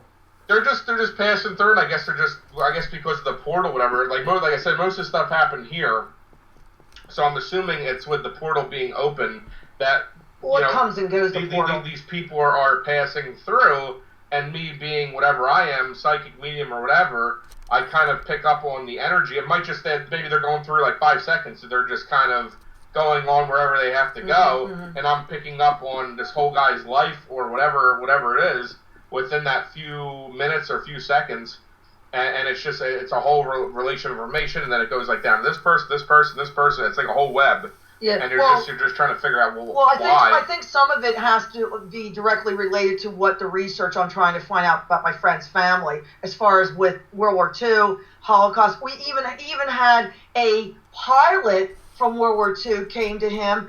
And his name was Lieutenant Strickler, and he gives Chris the name Enid, E-N-I-D, Enid Cemetery. And Chris looks up Enid, and it's in Enid, Oklahoma. And indeed, there's a cemetery. And I looked up, and there's Lieutenant Strickler is buried. He's in the Jewish section. In the pile killed in World War II. A flat. Wow. Oh my God. So I mean, you get these. That's what I say. You just get goosebumps. You're like, you just go online, you start researching stuff. You don't even know if you're gonna find anything, and it's like, now we're not even knowing. Like we go in there like we expect to find a whole lot now because it's like everything's been pretty much on point. Like there's not a time to where we don't find anything at all now. We find a whole slew of stuff, and it just. And then this person related this person from a dream from 3 months ago, and it's like, there's got to be some kind of end game, I would think, but who knows? I mean, the sky might be the limit. Well, the one thing when Bill was here the first time, his sealing of certain portals, it did release a lot of trap spirits of Chrysal's slaves that were in. He could see it in the backyard. He saw it. It was on the front over here. Slaves? Slaves? Yeah. Well, what hhappened was it was the morning after the bill was here, and I'm having a dream where I'm in the porch, the breezeway over here, and right outside where we have a couple chairs set up for where people could just sit over on the the patio. There's all these people that are sitting on, like, we don't have a bench, but they're like sitting on a bench. They're sitting on chairs. They're just standing. Used to be a bench there. There's people who are waiting there, and they're all colored people. So so I'm looking at them, and I asked them. I said, what are you guys doing here? And this woman comes up to the door, and she said, "We have been freed." And I said, "What do you mean you've been freed?" And she said, "There was a man who has freed us." She's kind of talking in broken English. She said, "A man who has freed us." And I'm thinking, like not really thinking it in like the dream, and then realizing, waking up, that Bill, when he was here, had closed portals, and these poor lost souls, or whatever they were, that were being used or as a battery for whatever's in the basement of our house were freed, and they were going finally on their way to heaven or wherever. Well, they said they were going home. They said they were going home, that they were waiting for the bus, basically, or a train or whatever. They said they were waiting for their ride. And that was after I'd woken up. Then after that, they said they were freed, and that they were waiting to go home. But what's interesting, Noreen, when Bill was here and was in our backyard, he walked, we have quite a long backyard. He said, "Nita, there's been a lot of living and dying, and has a lot to do with the Underground Railroad." And I said, well, this whole area has been connected with the Underground Railroad for over 150 years. I mean, most of this area was settled by Quakers, and during the Civil War, we actually had tunnels in the back of our property that finally were sealed up through manhole covers years ago, because kids used to go down the manhole covers when they would have these drinking parties way in the back in the woods, and they would go down the manhole cover and go out through these tunnels, and the police could never catch them. Man. So they finally, the township had to seal these up because they were afraid they were going to collapse and these kids were going to be killed. But a neighbor had told me how historic this whole area is. We live right near Route 3, which is Westchester Pike, and it was used as an Underground Railroad highway, that all different homes and businesses up and down Route 3 to Philadelphia were used as the Underground Railroad stations for the fleeing slaves from the South, because once they got into Philadelphia with the Quakers' help, then they were able to relocate these slaves, into either, a job or to get them safely to other people. So we're understanding that Bill was picking up on this, and then Chris gets this kind of image. Right the next day. Yeah, that was really something, when he was telling me. So it's an incredible thing that we're living here all the time, Maureen. It's absolutely amazing. So now the next book is going into what's happening now. Well, it's going to be what was been going on in the last few years after we closed my friend's house. And, it touches on Chris's dreams, what we've been able to try to find out about what's going on with, between the artifacts, my friend's family, why they went down to South America so many times. Were they looking for particular artifacts? Was it just that they were tourists? Or they Anita, can I ask you something? Mm-hmm. Now, are you allowed to talk about the father? I think you touched on that. I can't go into too much right now, but all I know is that what my suspicions were, they have been founded by the research. It was well worth me having somebody who actually translated German documents and, actually verifying every single person that came to Chris, that they were bona fide, officers, Nazi, SS, they were. But that's your friend's father. Yes, yeah. Did he know? Did he never mentioned that to you? Did he know that? No. I was completely shocked when I started finding some documents and pictures when we were cleaning out the house, and for a while I wasn't even sure. I was just supposed to give the rest of the family, which only really is his brother is left and his family, just to give anything that belonged, family heirlooms and all. So I just packed up all these pictures and things. But of course, I was going through the pictures before I could put them in boxes because everything was just scattered. And some of the pictures that I found, I mean, I wasn't sure what they were at the time, and I packed them up and I gave them to the brother. But then I realized after, when I started getting all these other things happening, then I realized one picture really stuck in my mind, and it related to what the brother just kind of let slip, that his father was with a special group, during World War II. His father had been in the Navy, but he didn't serve on a ship, as far as I know, for a very long time. He was recruited, as with other members of the different branches of the military, for this other group, and apparently it was for a group that went against espionage and the Gestapo, the type of work that they did. So but he never outright said it. But like when I looked at this picture and I saw the father dressed the way he was, and then he's telling me, oh yeah, almost like in a proud way, oh yeah, he was part of a special group, and now I found out what that special group is. I mean, someone was trying to find out for me. They go, oh, well, I'm hitting a dead end. There's no naval people in this group. I go, you didn't search long enough, because I found the name of the group, and I know exactly what they're talking about now. So in fact, when I've worked with this researcher, he was very impressed how much I had found out just by going on the internet and trying to research through Washington, D.C. But there's documents that you cannot get online. You must go directly to College Park, Maryland, or Washington, D.C., and the things are in a back room, and these things are the original documents or on microfilm, because most of the things have been sent back to Berlin, Germany in the 1970s. Oh. But there's actually something like 70,000 boxes of microfilm of all records and things that are cataloged in Washington and College Park. So that's what we've been researching, going through particular records, and it's amazing. It gets me the chills, because if they're capable of doing this type of thing when they were alive, and they have this energy now, so that's why Bill's really concerned. Bill's been very very worried about where this is leading, because we've unleashed something now, and there's no way to put the genie back in the bottle, because this is something that we're talking about it tonight, and we might get repercussions tomorrow, directed at me, because we're talking about it. So, oh my God, I just can't believe that nobody has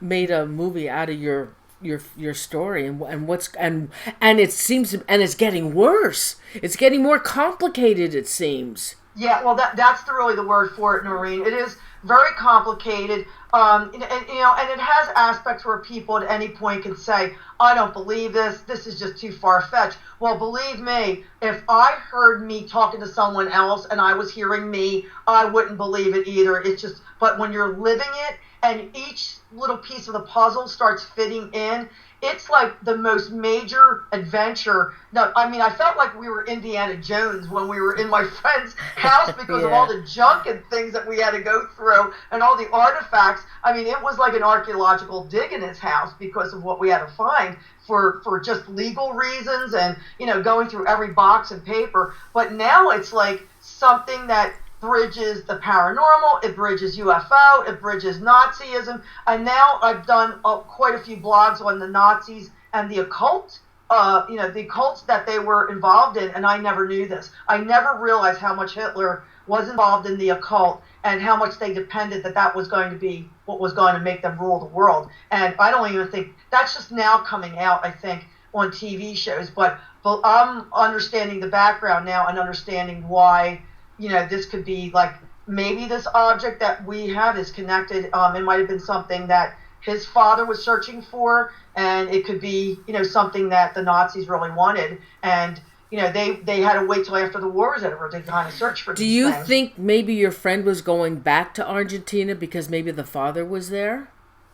Well, I think they went back to South America so many times because maybe they were visiting other people, because it's amazing how many Germans settled in Argentina, in Peru, in Mexico, and Brazil. So, there may be that's why they went down so many times. Maybe he was visiting some of his friends from, World War II, but also I think they were searching for something that, and if they did find it, then, now we've got it where we've got this burden, and maybe this is why they're really angry, that we're bringing this out and that we found something that is really very important. And I don't know, but I mean, it was found in Peru, and I'm just researching in Peru, I'm amazed how much is going on with UFO activity and strange anomalies, and then people say, who's been visiting down there, researching and trying to find out what's really going on. But Peru's been a hotbed of a lot of activity recently, and my friend was down in Peru too. So,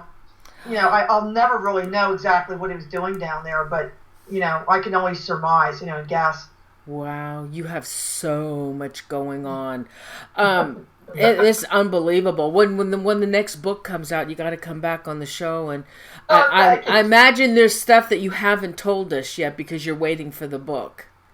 There's a lot more to be revealed. Yeah, we have to, get this in some kind of a format. Even my agent just got back to me today, and she has to set up a meeting with me because she just was like going through the thing. She says, my brain is melting. She said, it's just so much over here, and things that we need to get perfected, because if we need to cite any sources of certain information, we want to make sure we have things documented correctly, because, I'm putting things out there in my own words, but of course, I've done so much research just on different topics anyway, so I know what I'm dealing with, because as I said, Noreen, this is all new to us, but I know knowledge is power now, and that's why having, you having us on the show, the wonderful people and the fan base and the supporters we've had that have been wonderful, and, sharing their stories with us too, because they said, you've been brave to come out and share this with people. And I said, well, this is my mission. I just could not keep this bottled up, because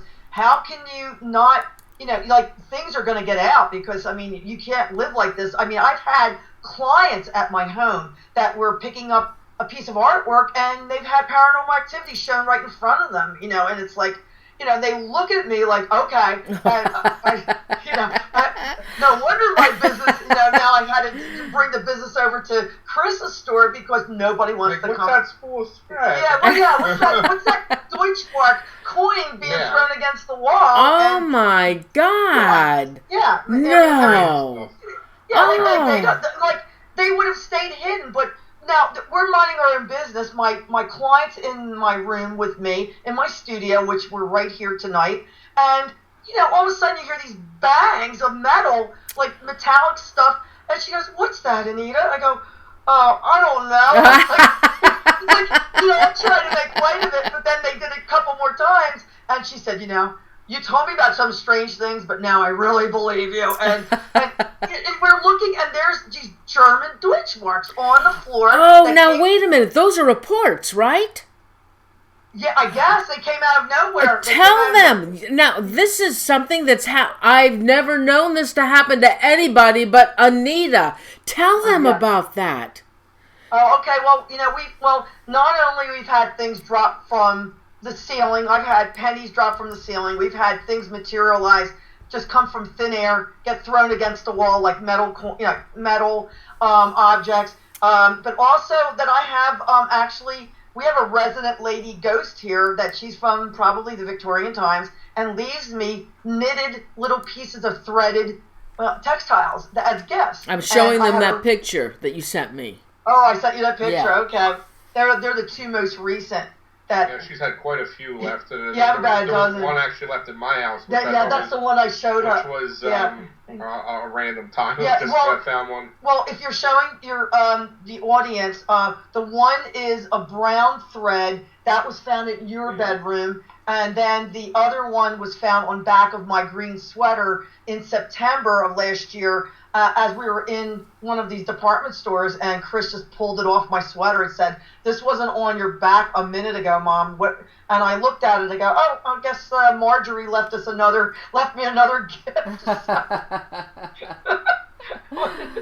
But you do get coins. Yeah, we had Morgan silver dollars. Morgan silver dollar, just smacked against. Oh, you know what? Maybe some people don't know what an apport is. Oh, Well, I guess basically the definition is something that a spirit manipulates, materializes out of like. It's an object that transfers in from another dimension. Oh, okay. Thank you. Thank you, Dory. I knew it was something. But what's so weird is, they say in the definition it has to be where it's manipulated from maybe one part of a house to another. So that might be where. I know we found some odds and ends of coins at my friend's house, but they were all packed away. So at some point, there might have been a Morgan silver dollar in one of the boxes, but for that to come out of nowhere and hit an upstairs bathroom wall, that's pretty crazy. So, maybe you say, well, there's an origin because maybe you found some of these coins and then you forgot that you packed them away. But as far as the threads that the lady leaves me, I have no idea where, she could possibly be getting the threads, because I do have spools of thread in the basement, and I do sew doll clothes. But what's unusual is the threads look very old and unrefined. They don't look like our modern, like polished cotton and polyester. Most of the threads are. They're very just strange, very soft and very raw looking. And then they're made into these beautiful little looped patterns. Tested. Yeah, that's what my girlfriend said. Textile. Yeah, textile, and see how old maybe these threads are, and see. But yeah, from like the 1800s, then Yeah, so the threads are. Wow. Yeah, Go ahead. No, go ahead, honey. Go ahead. No, I'm just saying, if you showed the picture, I tried to compare it with a piece that's called mourning jewelry that.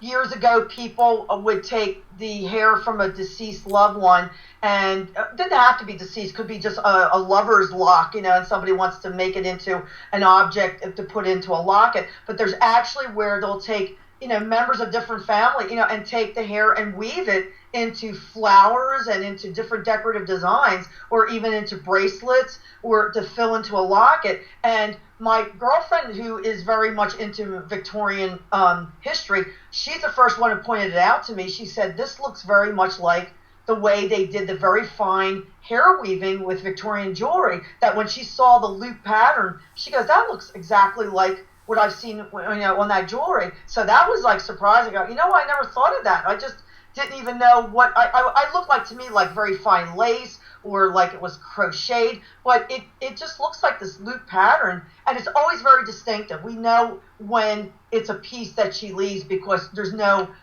question about it, because they all look the same technique that she has left me. And if they go on my blog, Noreen, which is Anita Jo Intenzo -hauntedauthor.blogspot.com, I have a whole blog, and it shows some of the earlier pieces, also how they all began, and it's called the gifts from ghosts, I think, or the ghost threads or something like that. It's in one of my blogs called Ghost Threads, and it's all about the threads, how they started being left for me. Yeah, I have your book up, and I have where they can get the book at Amazon.com, and I have your blog information. Oh, great. Thank you. Yeah. It's just been a delightful. My gosh, this is the third time I've had you on my show. I love it. And I interviewed Anita in 2012 right after I think your book was published.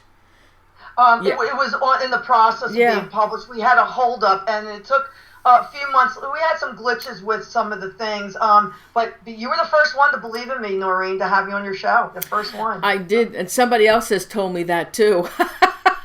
And I do have her interview is up. It is up, and it's in my archives. If you want to go back and watch that show.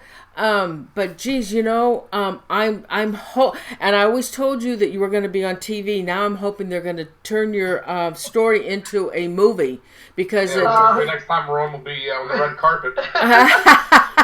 Invite me. In California on the red carpet, Noreen. We'll be up for an Oscar or something. Paranormal Activity 7 or whatever. Italian. Yeah. I just really hope they make, because your story is so different. It's so unusual. I've never heard any of this happening to anybody. And they really need to make a movie out of your story. And I hope that your agent really pushes for this. And I really hope that happens. And please, if it ever happens, you let me know. Do you think do you think that A Haunting is gonna, when the next book comes out, they'll have you back for an episode?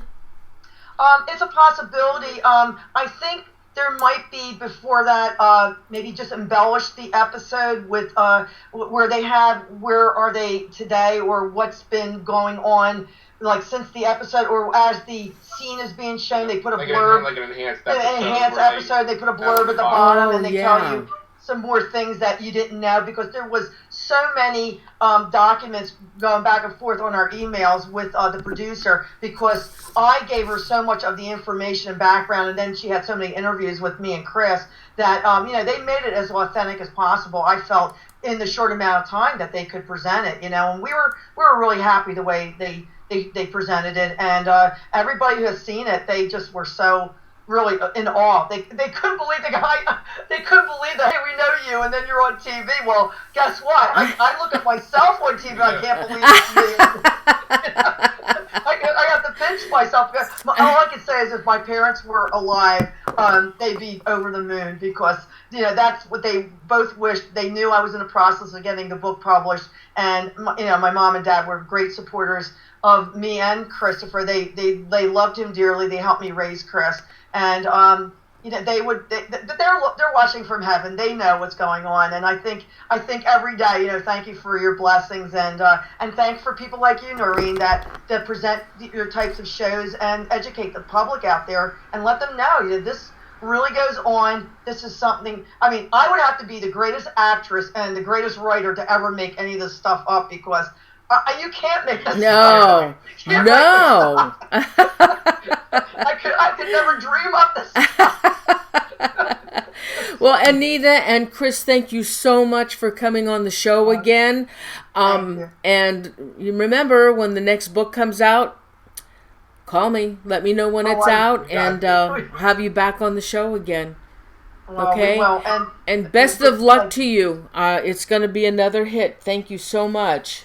Well, thank you again, Noreen. Thanks to everybody who listened in tonight. We really appreciate, your support. And, Noreen, you've been a wonderful host. You're just a doll. And we just loved being on your show. And anytime. And there's anything else, as I said, I will, send you some other things, and just to keep you updated with what's going on, too. So thanks so much. Oh, thank you so much. Thank you, Anita. Thank you, Chris. Good night. Thank you so much. Thank you. Good night. Good night. Good night.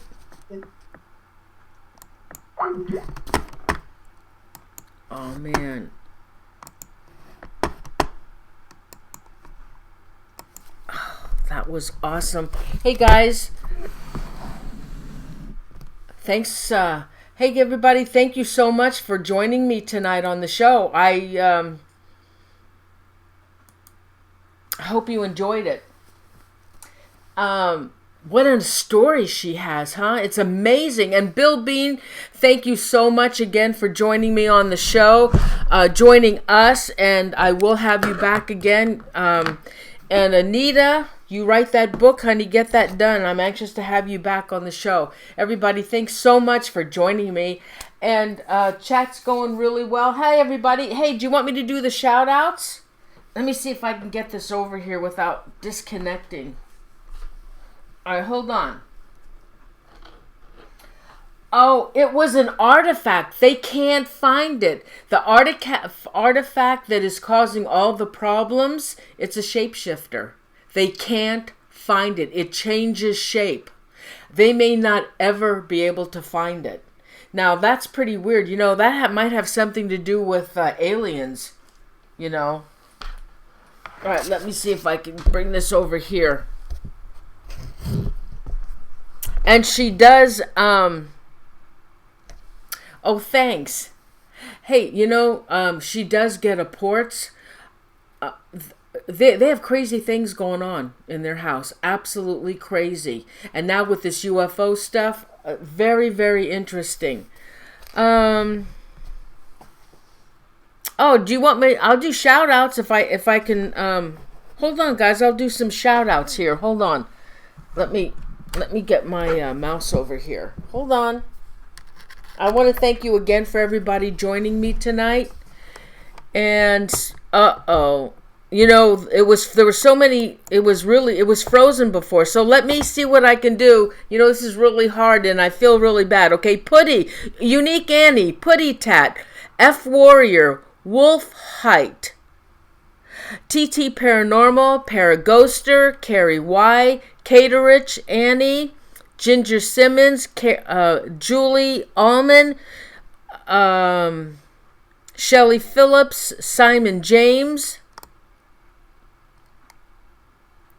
Winter Sky, Whitney Vance, I can't pronounce it. Oh God. Anyway, Whitney, I'm sorry. I can't pronounce. It's Van something. I can't pronounce your last name. I'm really sorry. Rebecca Whitehurst, B Singer, DJ Light Beats, The Unseen Scene, Van Slicky, Alexandra Violet, Butterfly Kisses. Let me see if I can go back. Cassandra. Oh my God. It's been a long time. Trent Bennett, Mary Dallas, Rick Garnett.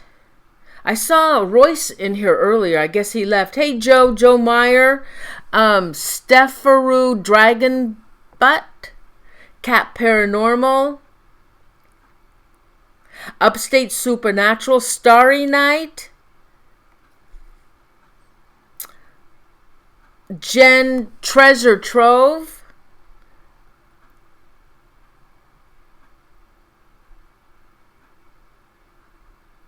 okay, Heather Popple,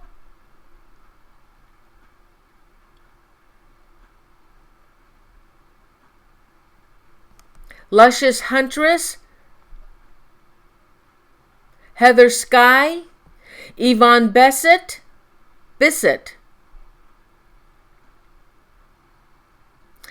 Jen Lorino, Jesse Hott, Jackie Gallo, Simon James, Callie, are you still there? Callie, Virginia? Oh, Dave, I guess Dave left. I'll call him. Dave, I'll call you. Okay, did I miss anybody? I'm going back as far as I can. Type your name in if you want me to give a shout out to you. So you guys like the show? I love her. I love her story.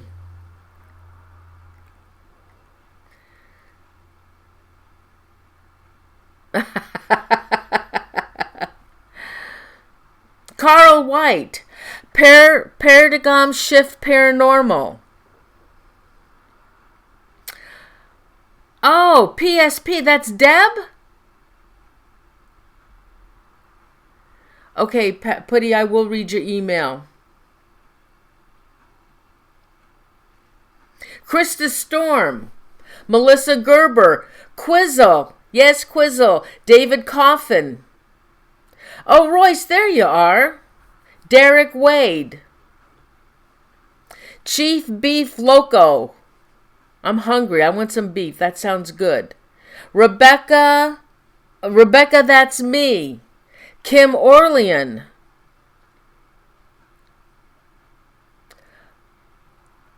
Oh, okay.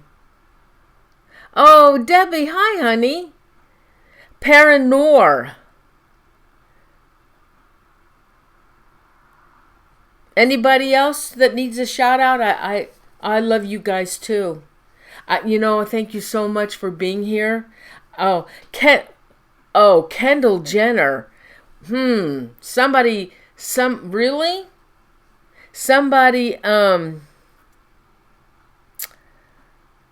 Somebody did a fake Twitter account using Kendall Jenner, but with my name. Tucker Brown.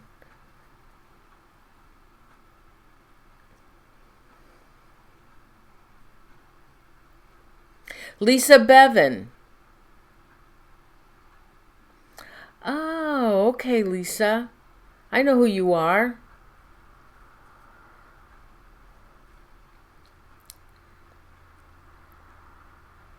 Oh, okay, thanks. Thanks, Butter, for telling me that.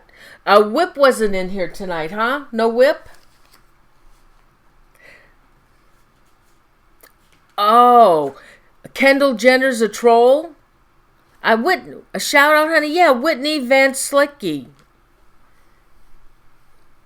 Guys, is Kendall a troll?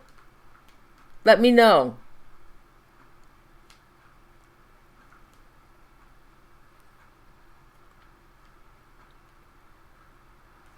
You got Kendall's a spammer. Do I need to block him? Let me know.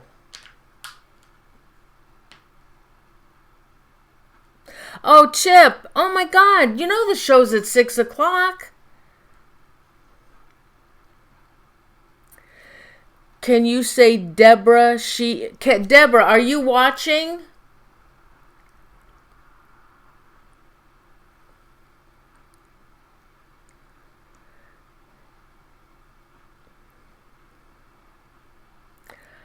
Oh. Oh, okay.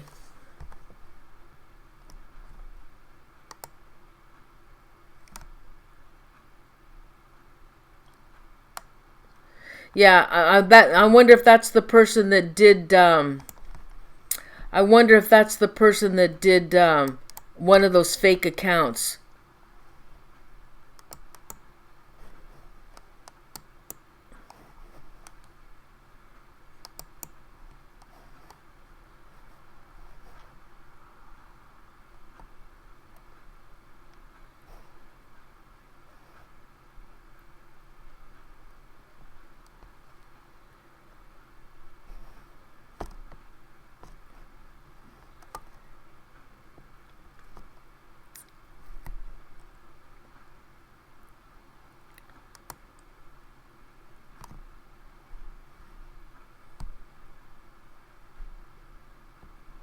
Okay, just a minute.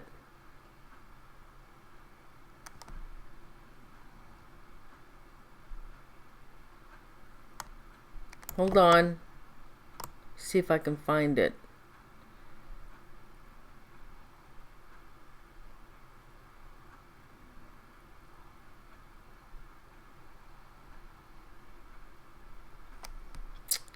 Okay, I think I did it.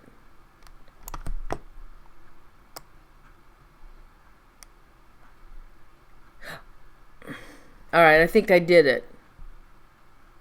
I don't see it anymore.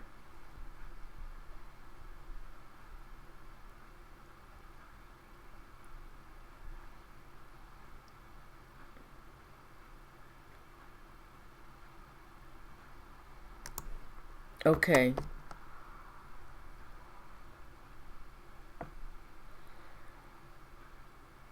I think I did. I don't see him back there. I blocked him. No, no. I'm gonna have to look for that guy because I think he's in my circles. I remember him. He puts all this gibberish. All right. Anybody else need a shout out?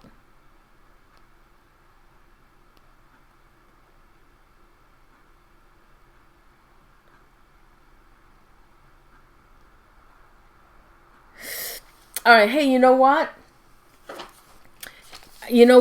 The show is next Wednesday. The guest I have, and I really wanted him on, he's a professor. He's extremely intelligent, and he teaches history and all kinds of subjects, and he's extremely knowledgeable in other subjects. I want to have him back. So it's next Wednesday, the 11th, and the show is on Aleister Crowley.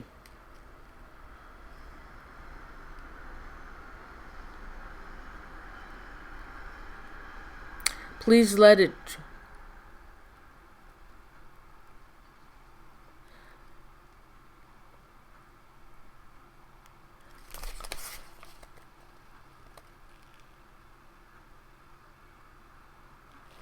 Anyway, so Alistair McCrawley, that's going to be a good show. Next Wednesday, the 11th.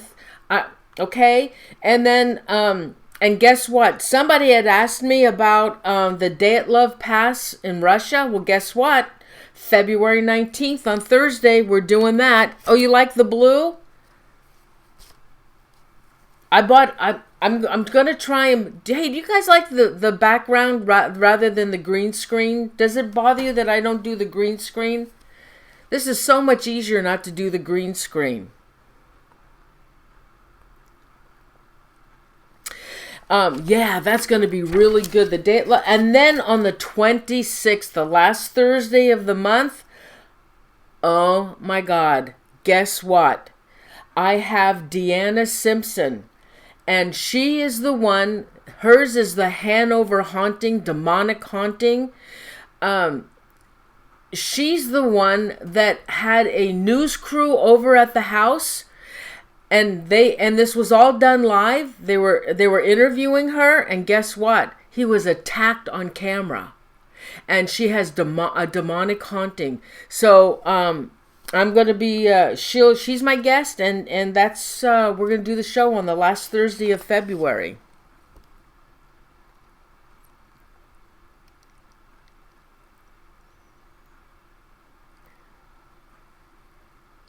Yeah, I'm excited also about that, the Dyatlov Pass. I've been wanting to do a show a long time on that show, and my friend Paul Eno, who's extremely intelligent and brilliant, he has a radio show on CBS, and I just happened to send him a message, and he said he would love to do that show. So that's going to be awesome. And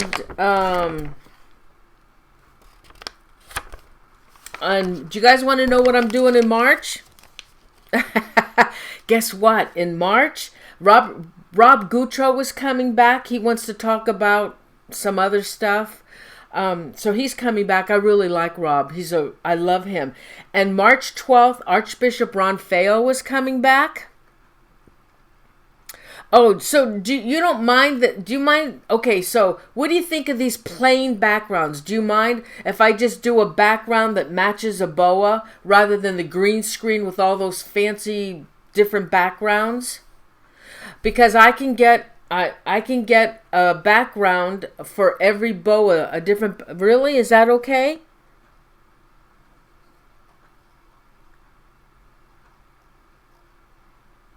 Yeah, Cassio, why don't you come back and join us in chat? We miss you. Okay, so I'll try that for a while because it sure is a lot easier than having to do that green screen. And actually it's really difficult to do green screen when I have the TV. Okay, and I have another question. Oh, I'll tell you about Ron Feo. I have another question. What do you think about bringing guests now on Skype so you can see them? Do you prefer that? That's how I used to do my old shows. The whole year of 2012 when I was doing my shows, we used to use the TV with all my guests. I wouldn't have a guest unless they would be on Skype. What do you think about that?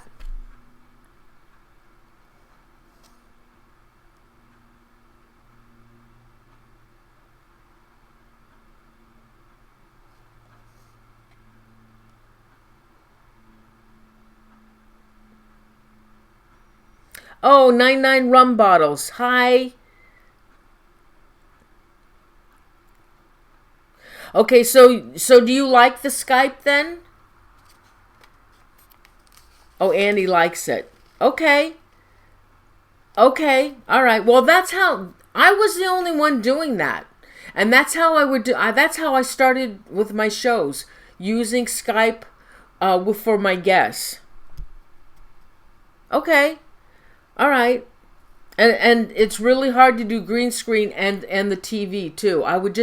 It's easier just to do a solid background with a matching thing. Then okay, I'll do that for a while. Okay, so do you guys want to know what I'm doing in March? Okay, I already told you, Rob. Archbishop Ron Feo, that's going to be a R-rated, that's going to be a viewer discretion show. he is going to come on and he's going to talk about all the horrific exorcisms that he's done. And he said I have to post that it's going to be a warning on that. So what do you think of that? I'm excited about that. Oh, guess what? March 19th, Thursday, I have a Mark Elliott Fultz coming on, and we're going to talk about the Corpse Wood murders in Georgia. And then the last day, on the last Thursday of March, I have Heather K. Krellin coming on, and she's amazing. She's a psychic, and she collects haunted dolls, and these dolls are haunted. And I will have her up on Skype. She'll be doing ITC session with these dolls, and she'll be giving us readings. That's gonna be a fun show.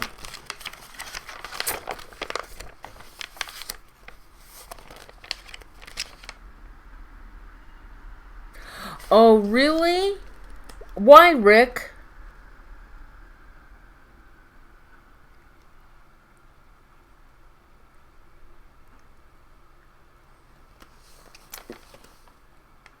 Oh, Scowling Wolf, I didn't say hi to you. Oh, yeah, thanks, Annie. Rick, Rick, tell me about why did you say that about the Archbishop Ronfeo? Why did you say that?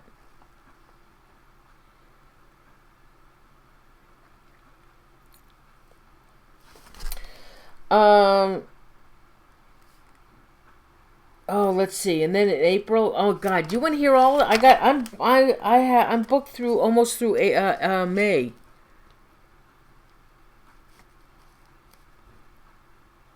Oh, thanks, Royce. I just want to bring really good shows to you guys. That's all. And I want it to look good too.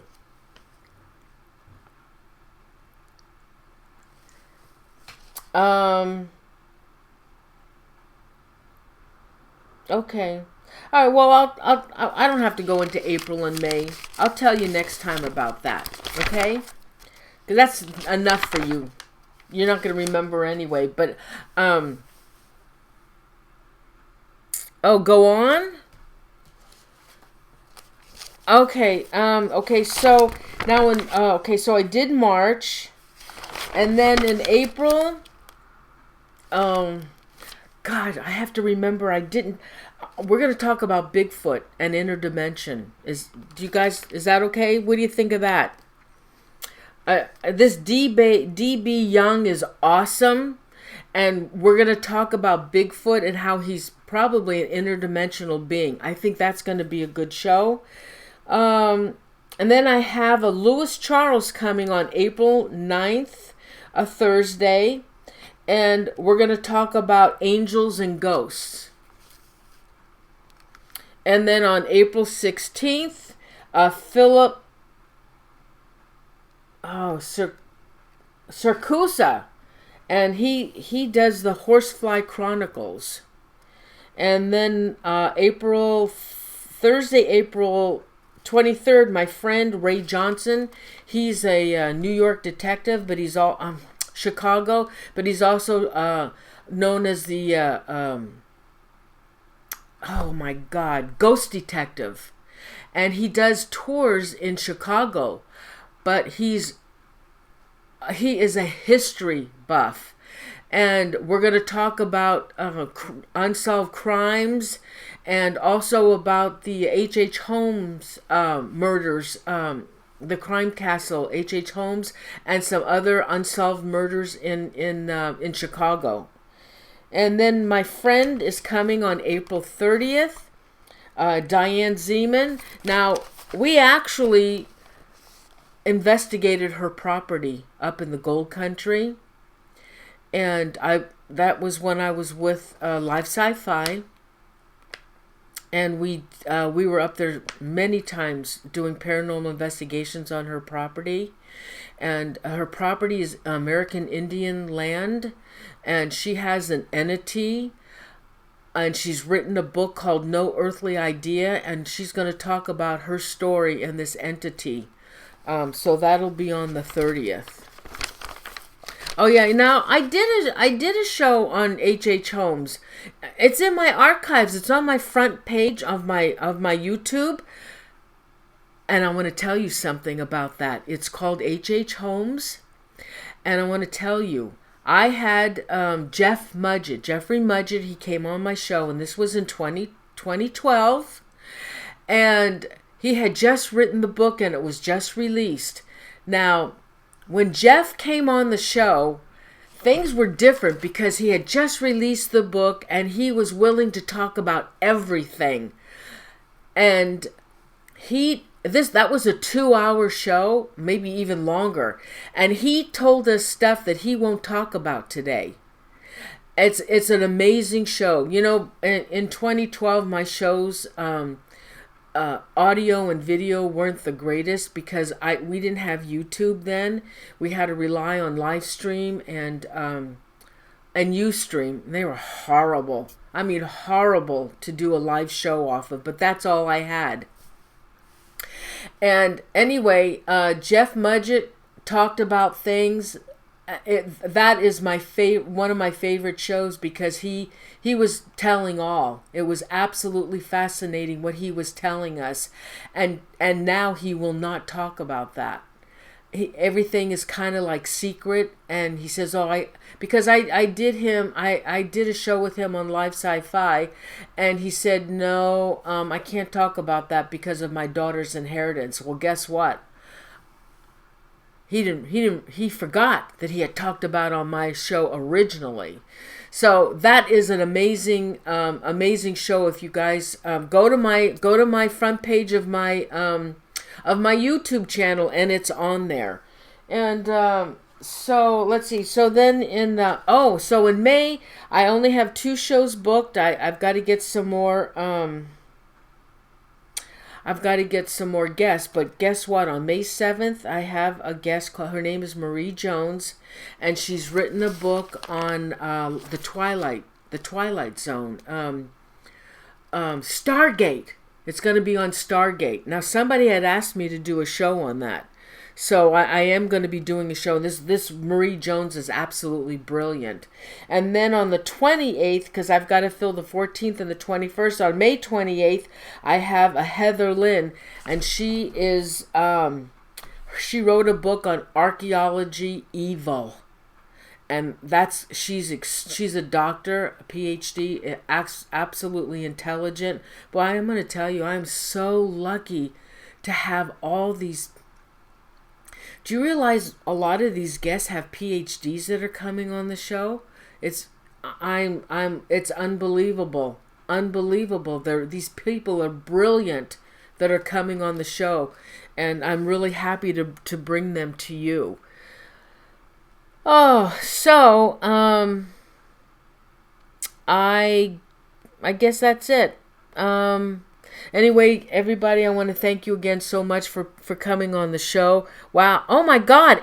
This has been 2.5 hours? Holy cow. Oh my God. Now I can't edit the show. Oh God. Okay, everybody. I'm going to say goodnight, and thanks again. And don't forget, it's Wednesday next week. Aleister Crowley, okay? So everybody, thanks again so much for coming on the show. You know I love you guys. And have a great weekend. Okay? So I'll see you next Wednesday. Okay? Thanks, everybody. Good night. Thank you. I love you. Good night.